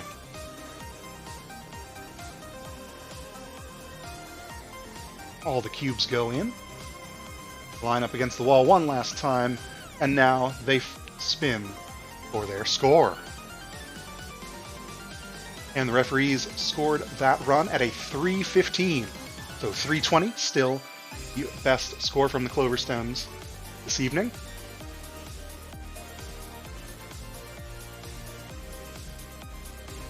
And we're back in Fairmont with the Colossal Squidbots.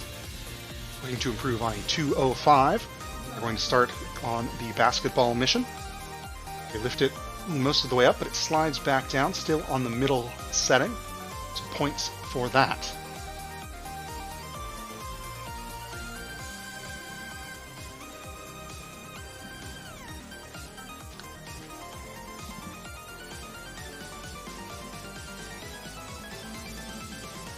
A little wide on that first pass at the bench, but they do knock it over in a later portion of their mission, and they get at least one of those cubes down into the hopscotch zone. Now swapping operators, or moving on to the step counter mission.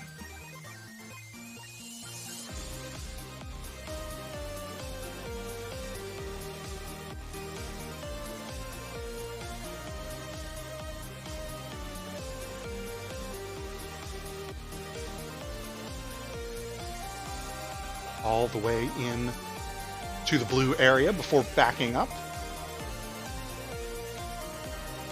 Quick peek from Mrs. Burns. Now back in base, they line up their innovation project.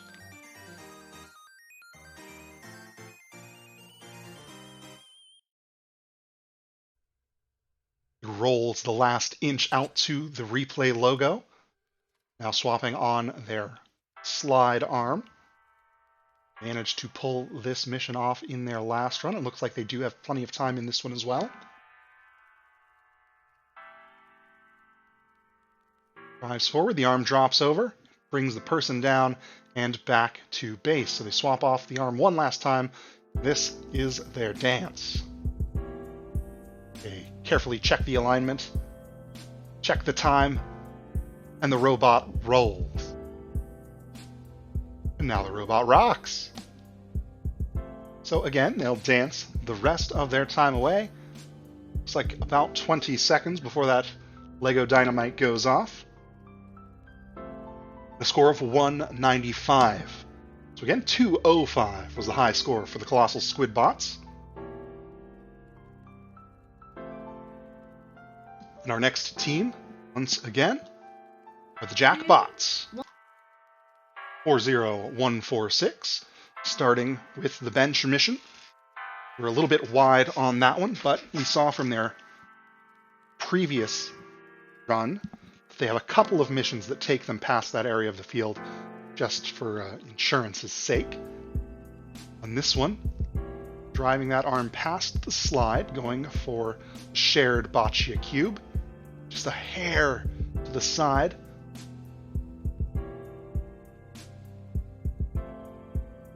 Dropping a cube in the basketball hoop, trying to lift it up. It starts to go, but it does get caught on the post. Now back to base. Preparing for their next outing, swapping their arms on and off.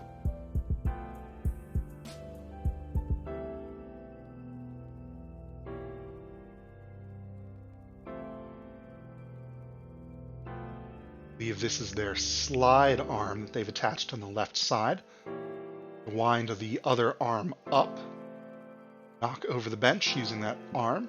Try to get an extra health unit. It's a little bit wide, but they do knock the person off the slide almost the second. This time the second one goes over. Their last attempt, it got stuck at the top of the slide, which is the least fun part. Now back to base. Winding those arms back. I believe they go for the step counter next. Switch the direction of their jig. Use the same jig to line the robot up in a couple of different missions.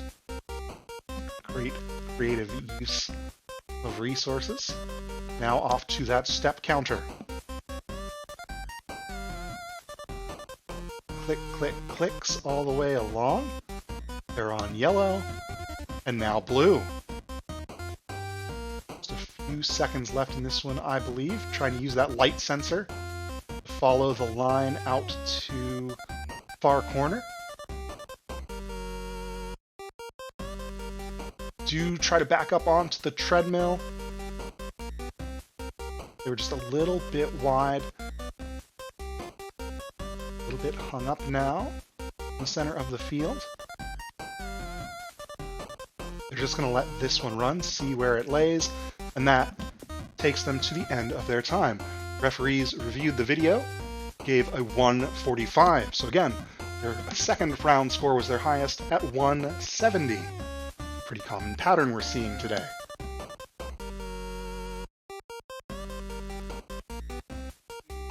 Next up, the Robot Rebels, looking to improve on a 265. That was their first run, 235 in their second. They quickly knock over the bench and then return to base. Going straight for the step counter now.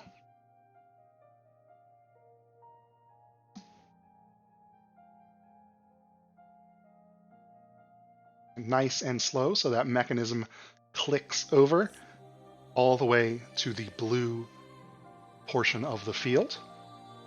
Now that slide attachment goes on the front of the robot. We have those pegs in the right place. It's properly positioned.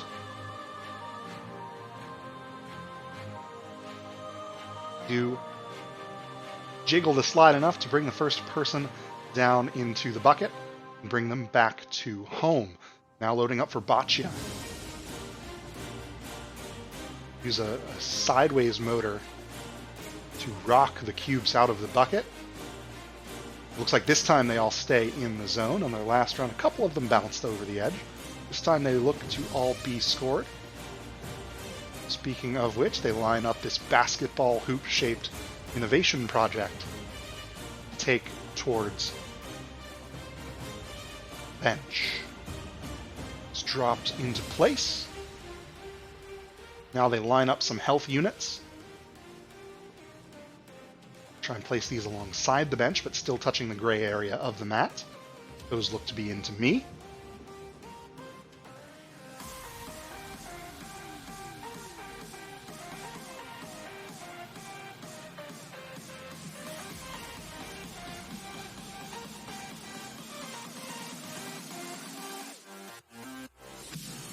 Few extra seconds to check their alignment. I believe this is their final mission, where they drive through pull-up bar and dance.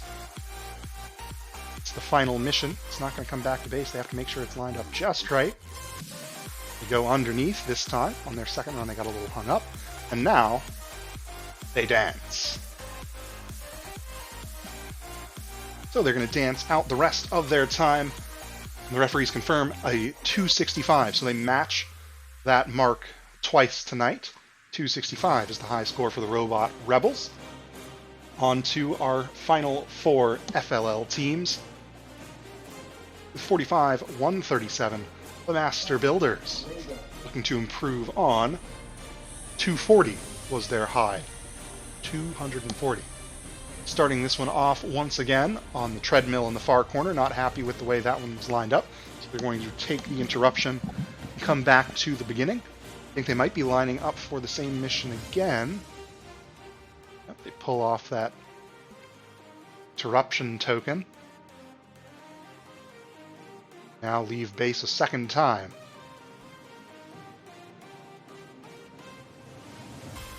Again, not happy with that lineup. They're going to bring it back one more time. Again, because the high score is the only one that counts, you can try missions a couple more times later on in the event if you've got a safe score to fall back on, which they do.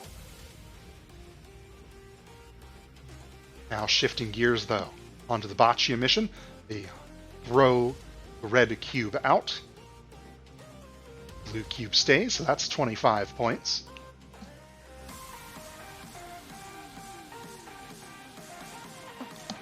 I was muted. Back to base now.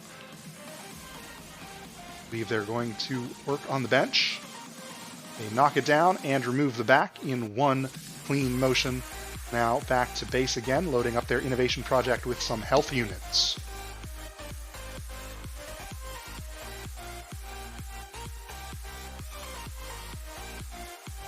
Looks like they've placed that successfully in the gray area. I think they are going towards the slide with this one. Just run right into it and knock the first person down the slide. That seems pretty fun to me. I believe we've reached dancing portion of our presentation. Robots ready? It's underneath the pull-up bar and on to the dance floor where it begins its spins. Dancing from the team now. It's going to dance until time expires. 180 on that run, so 240 remains the high score from the Master Builders.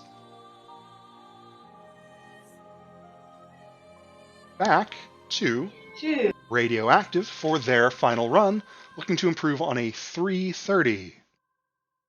Starting off once again with this unique bench attachment.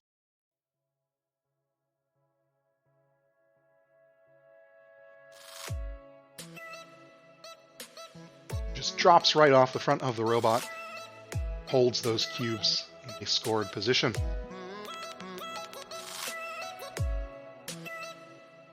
Next up, I believe, is Boccia.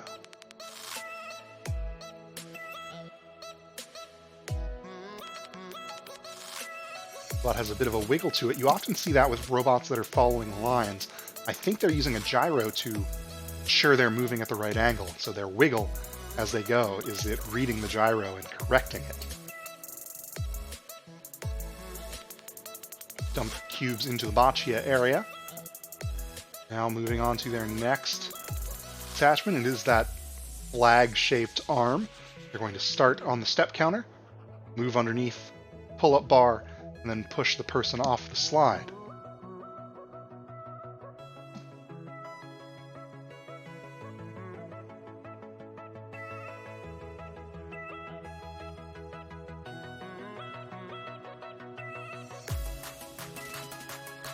All the way into the blue section. They realign using the black lines and the back of their robot. Now underneath the pull-up bar. 15 points there, I believe. And the person precariously perched on the peak precipitates down the slide. Ran out of words again. Back to base they go.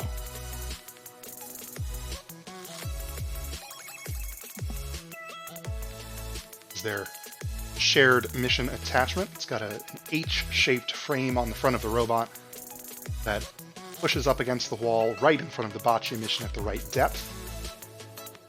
They are still using at least the gyro, maybe also a color sensor to follow that black line. And they get one Boccia mission out. Now another swap, this for their final attachment for one more climb.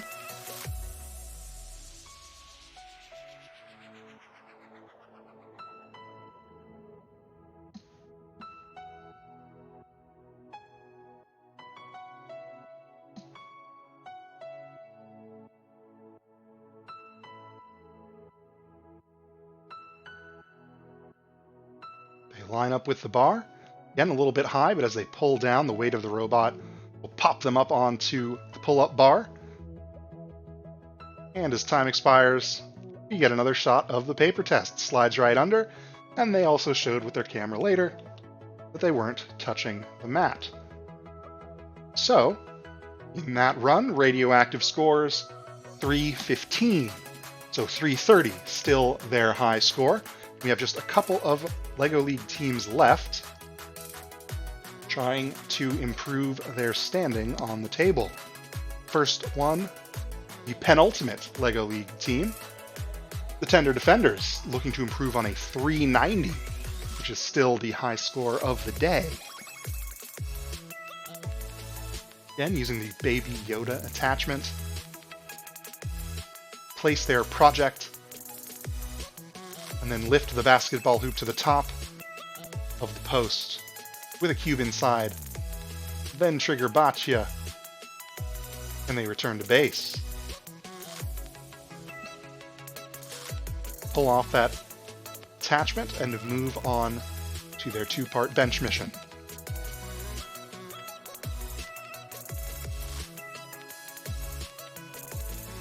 Bench falls down, and back pops off. Now they swap in This attachment, once again, reminds me of a rake because it's got all those teeth hanging down.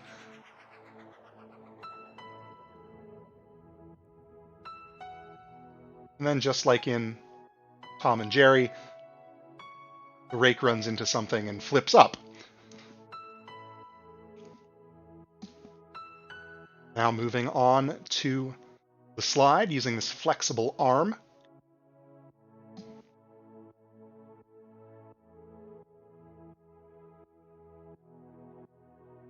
Looks like they're using that the new Spike Prime structural piece, the big pink rectangle, and then they slide one of the EV3 gray rectangles inside it as their attachment mechanism, held together with a couple of pins. They bring those people from the slide back to home. One of those will get them bonus points for being in home. I don't think we see any teams intentionally manipulate the tires today. Now loading up the Boccia attachment for their last outing.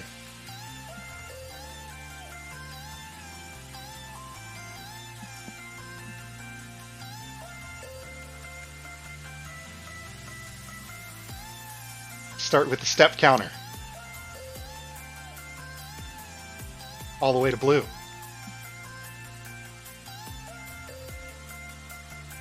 Move through pull-up bar, drop the cubes in the target area, and then they run out of time before they can dance on that one, unfortunately. So they're not quite going to meet the 390 mark that they set in their first run. Final score in that one was 365 to 390, still the high score. And we've got one team left in the queue to try to top that mark. It's team 26789 Lego Force, with our final first LEGO League run of the day. Again, starting with this unique treadmill attachment. Goes right into place. Rolls around till the indicator points to dark green.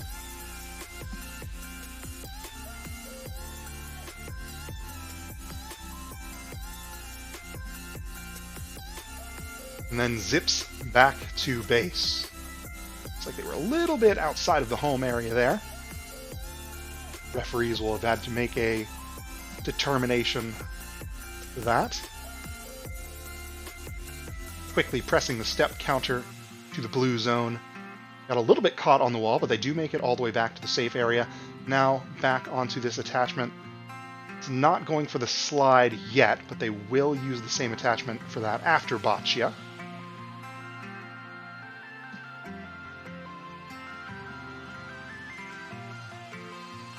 Now they retrieve the person from the slide, bring one back to base.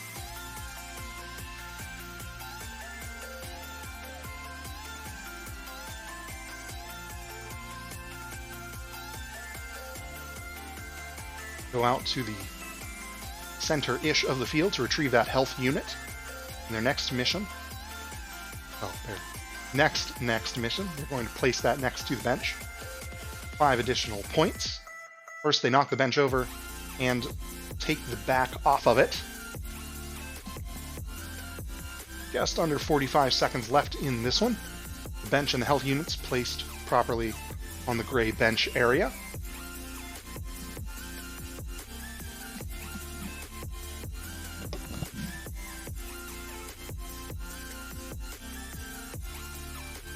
Now lining up for Boccia.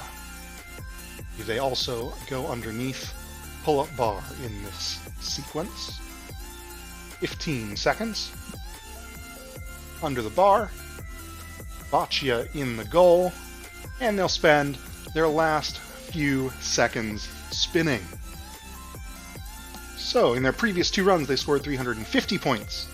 345 on their 3rd attempt. So that brings us to the end of the first LEGO League rounds. We've got 2 FTC matches per each of the 2 FTC teams remaining. But at the end of our FLL table games, our top score was 390 points by the Tender Defenders. So congratulations to them and to all of our teams. But we'll celebrate those accomplishments more in just a little bit with our awards. Before we get to that, though, we have FTC. And our first team up for round number 5 is the Party Time Carrots. See the mascot no longer driving. He's now off on the left side operating the timer. Got 1 ring on this autonomous mode. So they're going to place it in that center goal, hopefully. Ooh, looks like they've turned for the first one. They scored a few rings in that top goal, but the wobble goal doesn't go into quite the right spot. Now the drivers assuming control for the next 2 minutes. Pick the rings back up. Looks like they're using slightly larger flex wheels than Radioactive was. That might give them a little better angle on the carpet.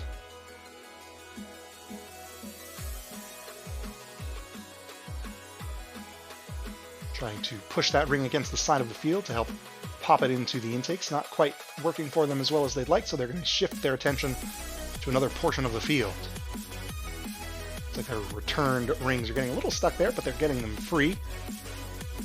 They have to be returned through that particular slot that you can see next to the goal. 75 seconds left, so we're at the midway point. They line up on that left-hand side of the mark. Ooh, looks like they are going to shift inside a little bit. Bit of a different position than we've seen them shooting from in earlier matches. Just over a minute left.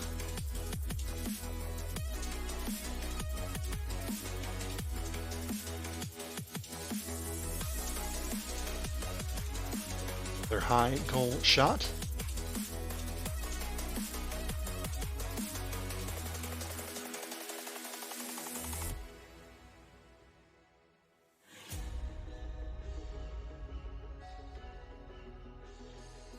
Wiggle a bit to get that ring into the proper position in their robot. 30 seconds left now.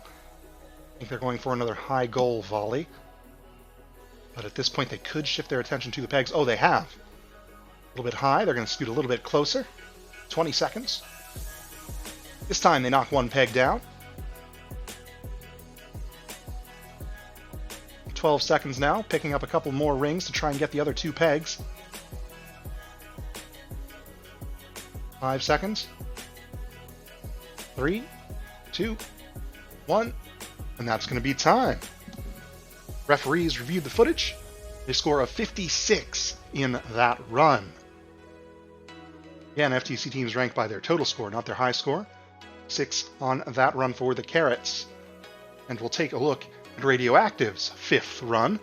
They also have 1 ring there in that autonomous position. So they're going to try to place this wobble goal into the center square. Using the webcam to assess what position they need to drive to. Now shooting the first 3 rings into that top goal. All 3 go in for 12 points apiece. And then driving to the proper goal with the wobble.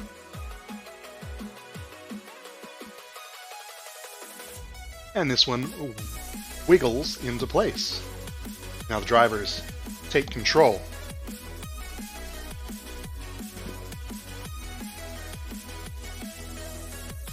Line up against the side of the field, resetting that IMU, inertial measurement unit. It measures rotation and acceleration, most similar to the gyro in First LEGO League.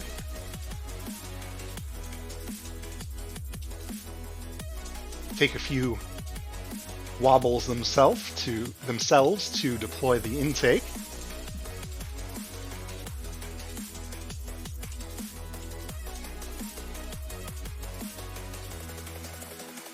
Now lining up for this shot.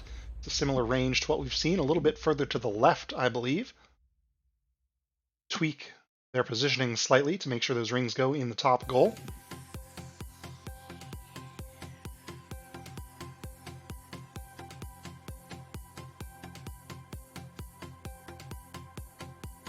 Reloading now.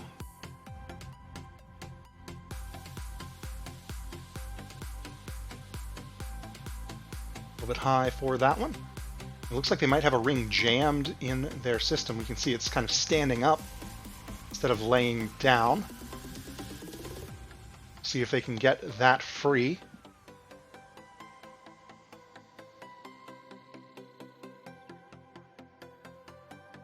Looks like they're just able to shoot around it. It does limit their capacity. I believe teams are limited to having 3 rings in their robot at a time.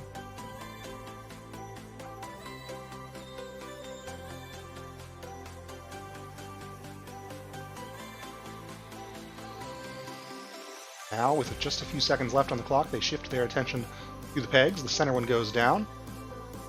A little bit wide on that second shot, but it bounces into the 2-point, or the middle goal anyway. That's worth 4 points in this portion of the map.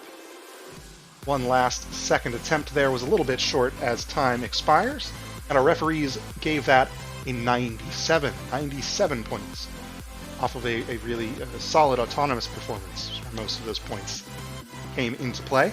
And now, our final run from the Party Time Carrots, our penultimate run of the evening.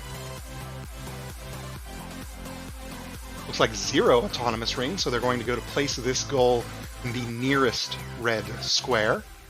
But on their way, they're going to launch a couple of rings into that top goal. The first one goes in, the second one just bounces out.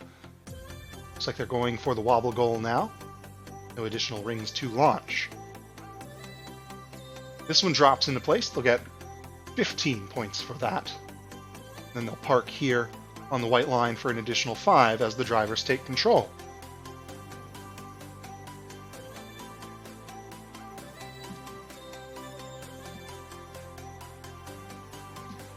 The player now returning those rings into play. Robot chasing them down.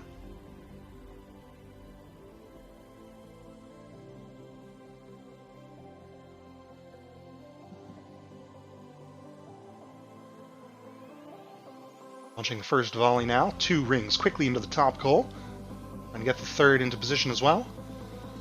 Drops into place. And it launches 3 high goals in that volley.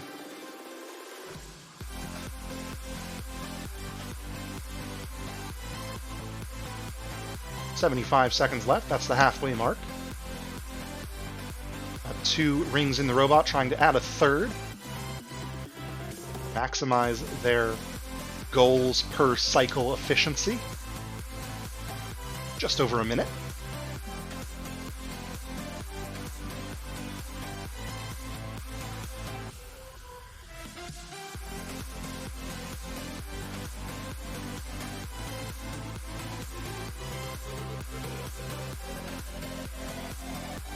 Lining up here for another launch cycle. The player helping them alive. Into the middle goal for first disc, top goal for the second. Seem to be only shooting 2 rings per launch.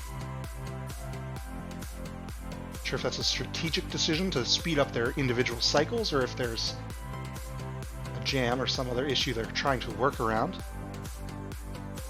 12 seconds left now, aiming for the pegs.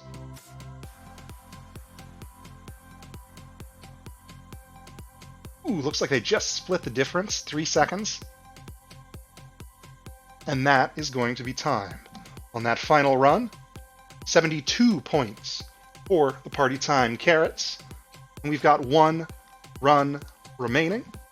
See, Radioactive running FTC. Again, 1 ring there in autonomous. Means they're going for the center wobble goal placement.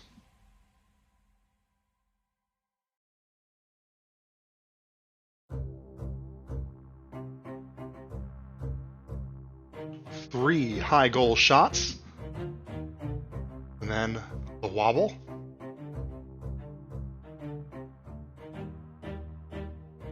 Rolls into place and they park on that white line, giving them 5 additional points on top of it. 56 points in autonomous once again. As the drivers take over. Sliding over to the side. Resetting the IMU. That allows them to slide sideways more consistently regardless of which way their robot's pointing. And now the intake unfolds.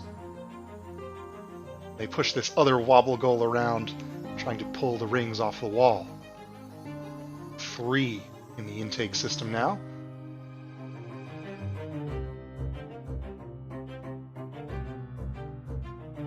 Second shot goes a little bit wide, as does the third, but the first one went into the high goal.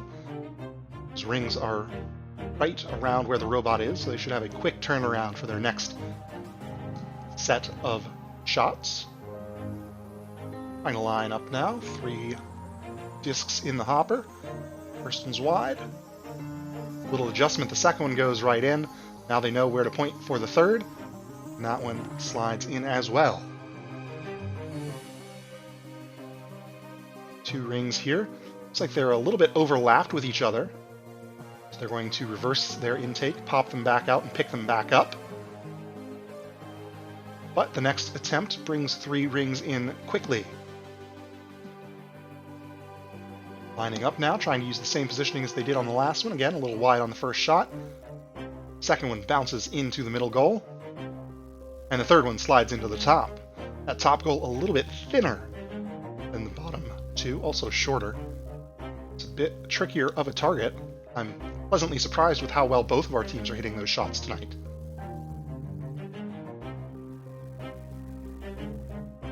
Now it looks like they're on to the end game, trying to knock the pegs down. First shot's a little short. Second shot takes out the center. Now they're going to pick up another disc. Looks like they might need 2 more. But they run out of time before they can launch them. Referees confirm 93 points on the last run for Radioactive. And that brings us to the end of our robot runs. So I'm going to take the briefest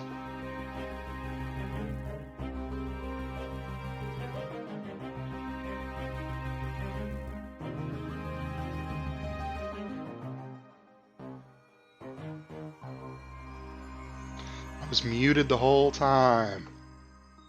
I'm going to take the briefest of breaks to prepare for our awards ceremony. We'll be back in just a couple of minutes to recognize our teams further. I'll see you then.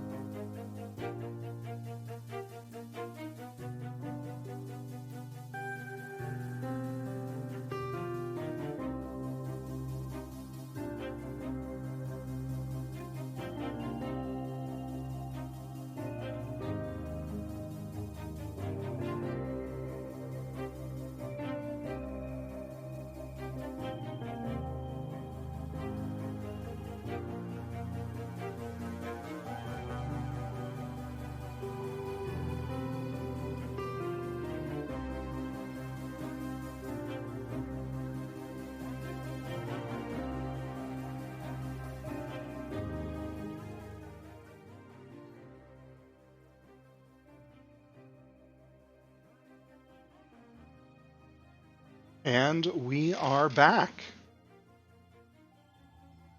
for our recognition and awards ceremony for the first LEGO League Challenge and first Tech Challenge West Virginia State Championships.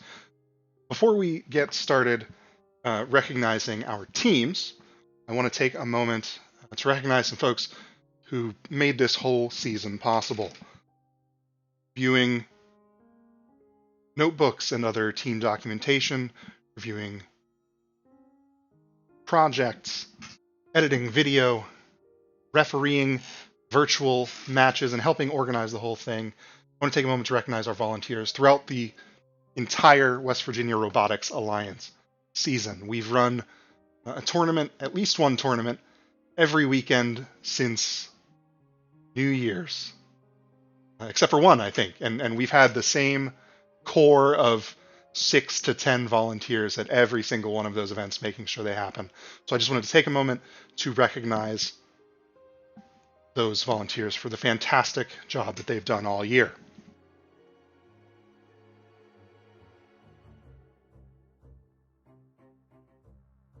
Excuse me, I've commentated all of those tournaments, but this is probably the most I've had to talk back to back to back all season. Sorry. Frequent water breaks.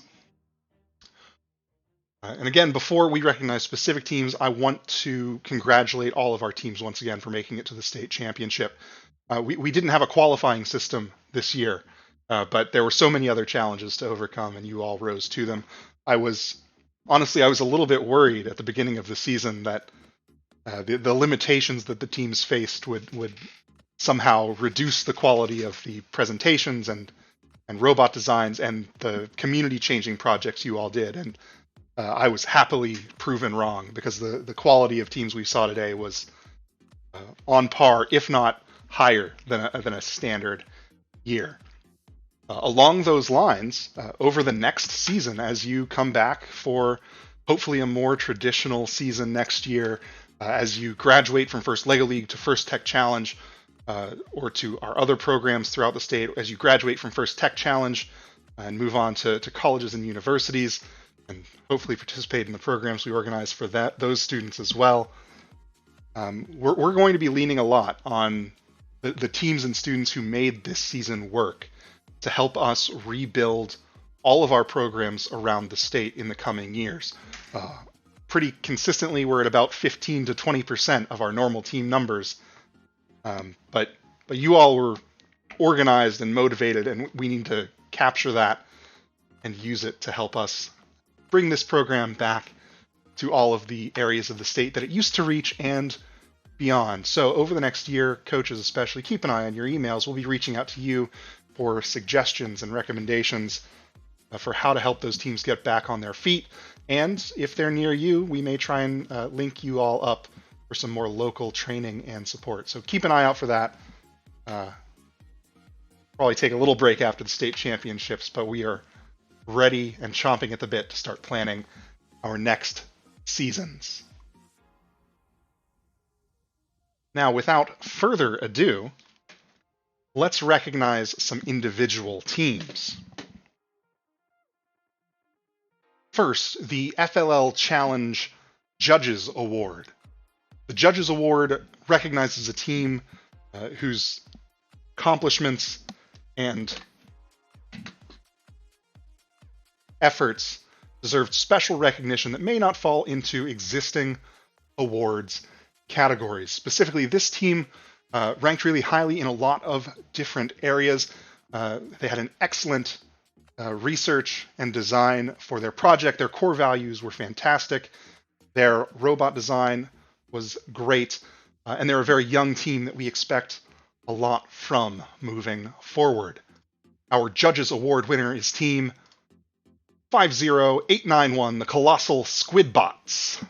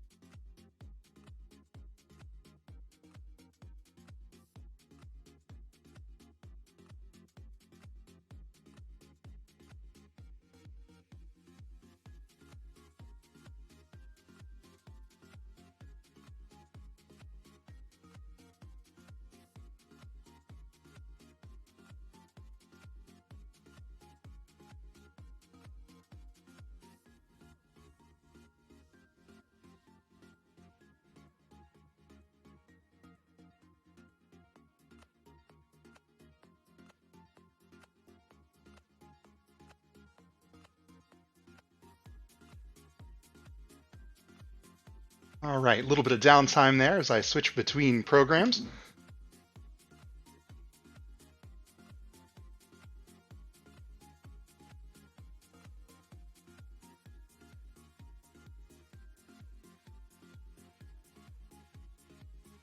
Our next award is the First Tech Challenge Connect Award.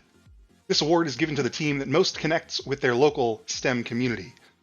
A first team is more than the sum of its parts and recognizes that engaging their local STEM community plays an essential part in their success. The recipient of this award is recognized for helping the community understand first, the First Tech Challenge, and the team itself. The team that wins the Connect Award aggressively seeks and recruits engineers and explores opportunities available in the world of STEM.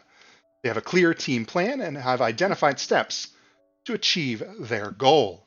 Our FTC Connect Award winner is Team 14169, the Party Time Carrots.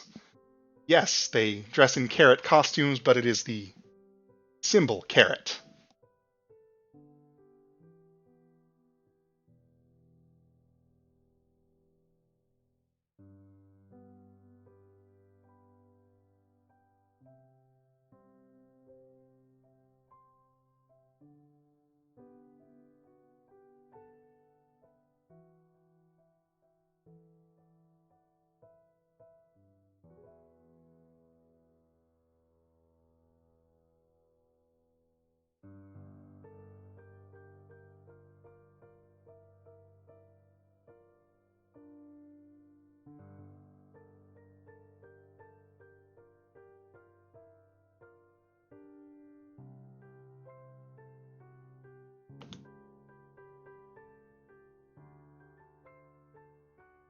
Our next award is the first LEGO League Challenge Robot Design Award.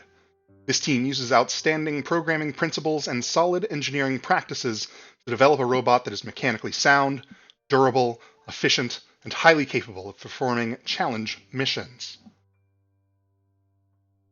This team embodies the drive to learn new skills and chose to program their robot in a new language, not just by stumbling, but by consulting with industry professionals to learn best practices to prepare them for a real-world working environment. Our Robot Design Award goes to Team 24695, Radioactive.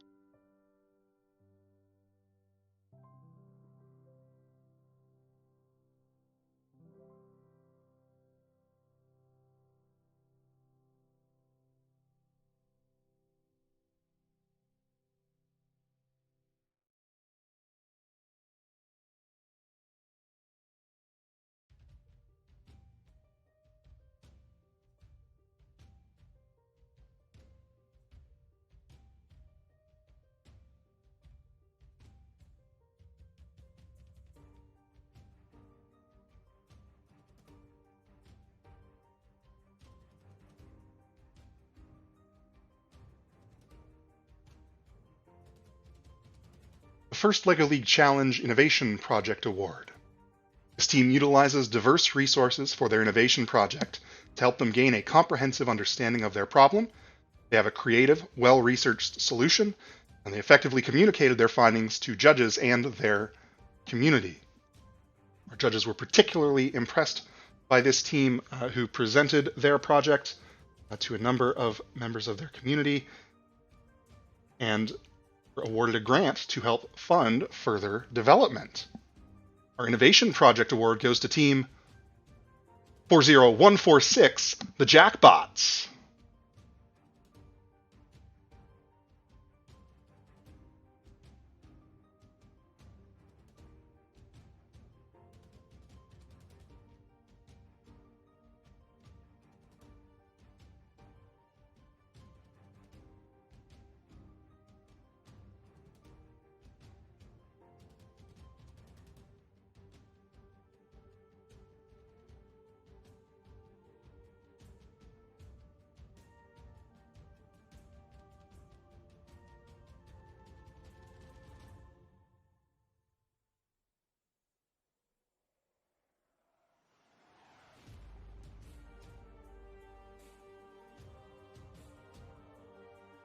The first LEGO League Challenge Core Values Award. This team displays extraordinary enthusiasm and spirit knows they can accomplish more together than they could as individuals, and shows each other and other teams respect at all times. This team's brightness shines beyond the costumes they wore. Their lyrical genius, combined with their passion for environmental activism, shows their enthusiasm towards making the world a cleaner, funnier place. First LEGO League Challenge Core Values Award goes to Team 3703, the Clover Stems.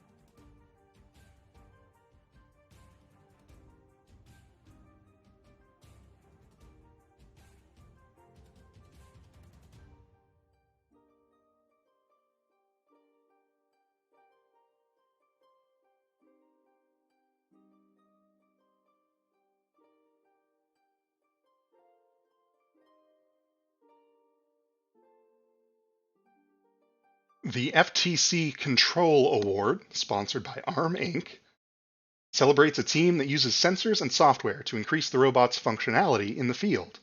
This award is given to the team that demonstrates innovative thinking to solve game challenges such as autonomous operation, improving mechanical systems with intelligent control, or using sensors to achieve better results. The control component should work consistently in the field, and the team's engineering portfolio must contain details about the implementation of the software, sensors, and mechanical control.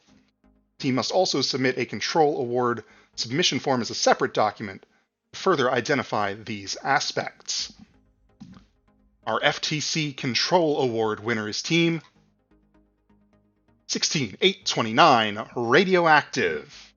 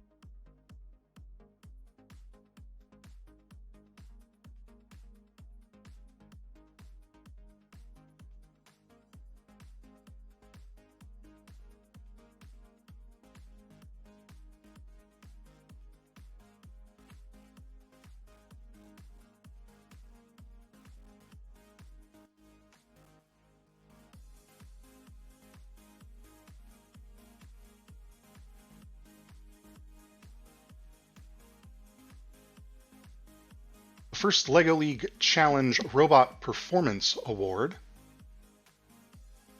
celebrates a team that scores the most points during the robot game. Teams have 3 2.5-minute runs, and their highest score counts.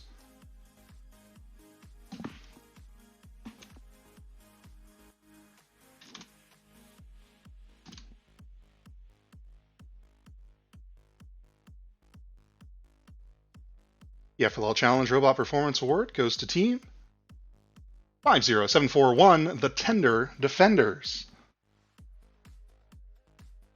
with a high score of 390 points.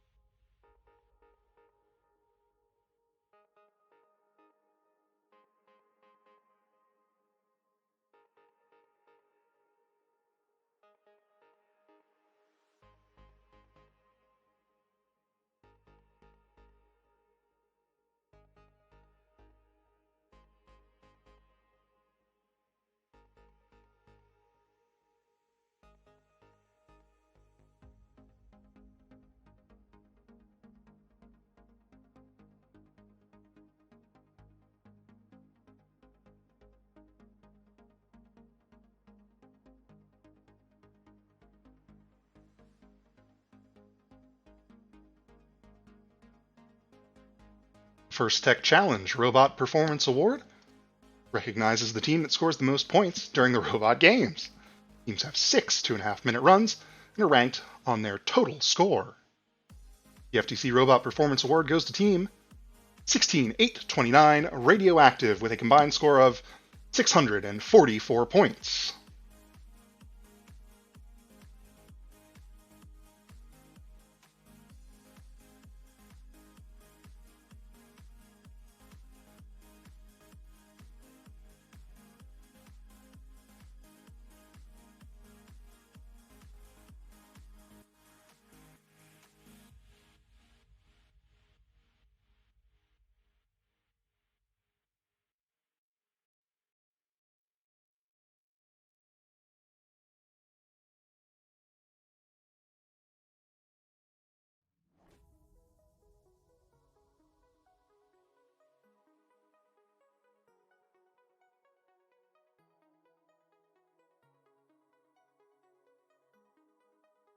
The Ftc Inspire Award is given to the team that best embodies the challenge of the First Tech Challenge program. The team that receives this award is a strong ambassador for FIRST programs and a role model FIRST team. This team is a top contender for many other judged awards and is a gracious competitor. The Inspire Award winner is an inspiration to other teams, acting with gracious professionalism both on and off the playing field. The team shares their experiences, enthusiasm, and knowledge with other teams, sponsors, their community, and the judges. Working as a unit, this team will have showed success in performing the task of designing and building a robot. Our FTC Inspire Award goes to Team 16-8-29 Radioactive.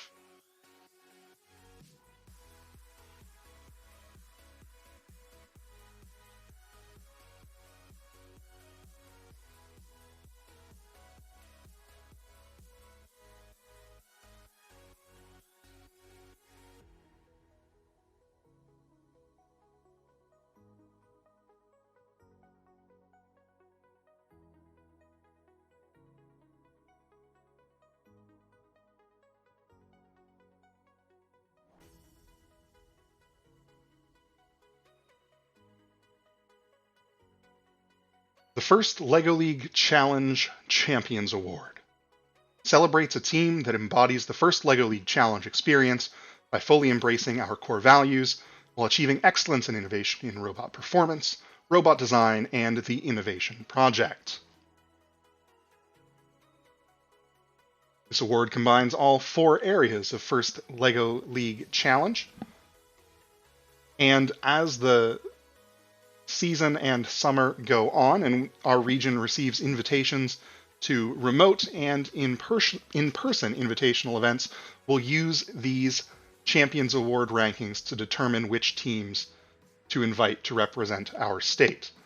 Tonight's Champions Award winner will receive an invitation to the virtual, make sure I get the name right, sorry, the VIO,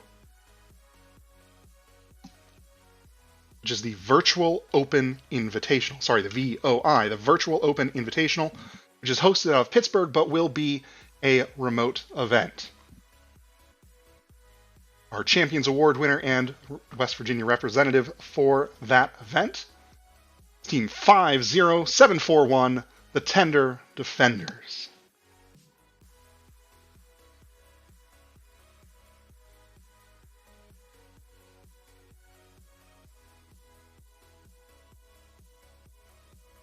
Again, congratulations to all of our teams, and thank you for being a wonderful cherry on top of this very, very long season. You all did great, and I expect to see you all improving even more next season. In the meantime, stay safe. We'll see you then.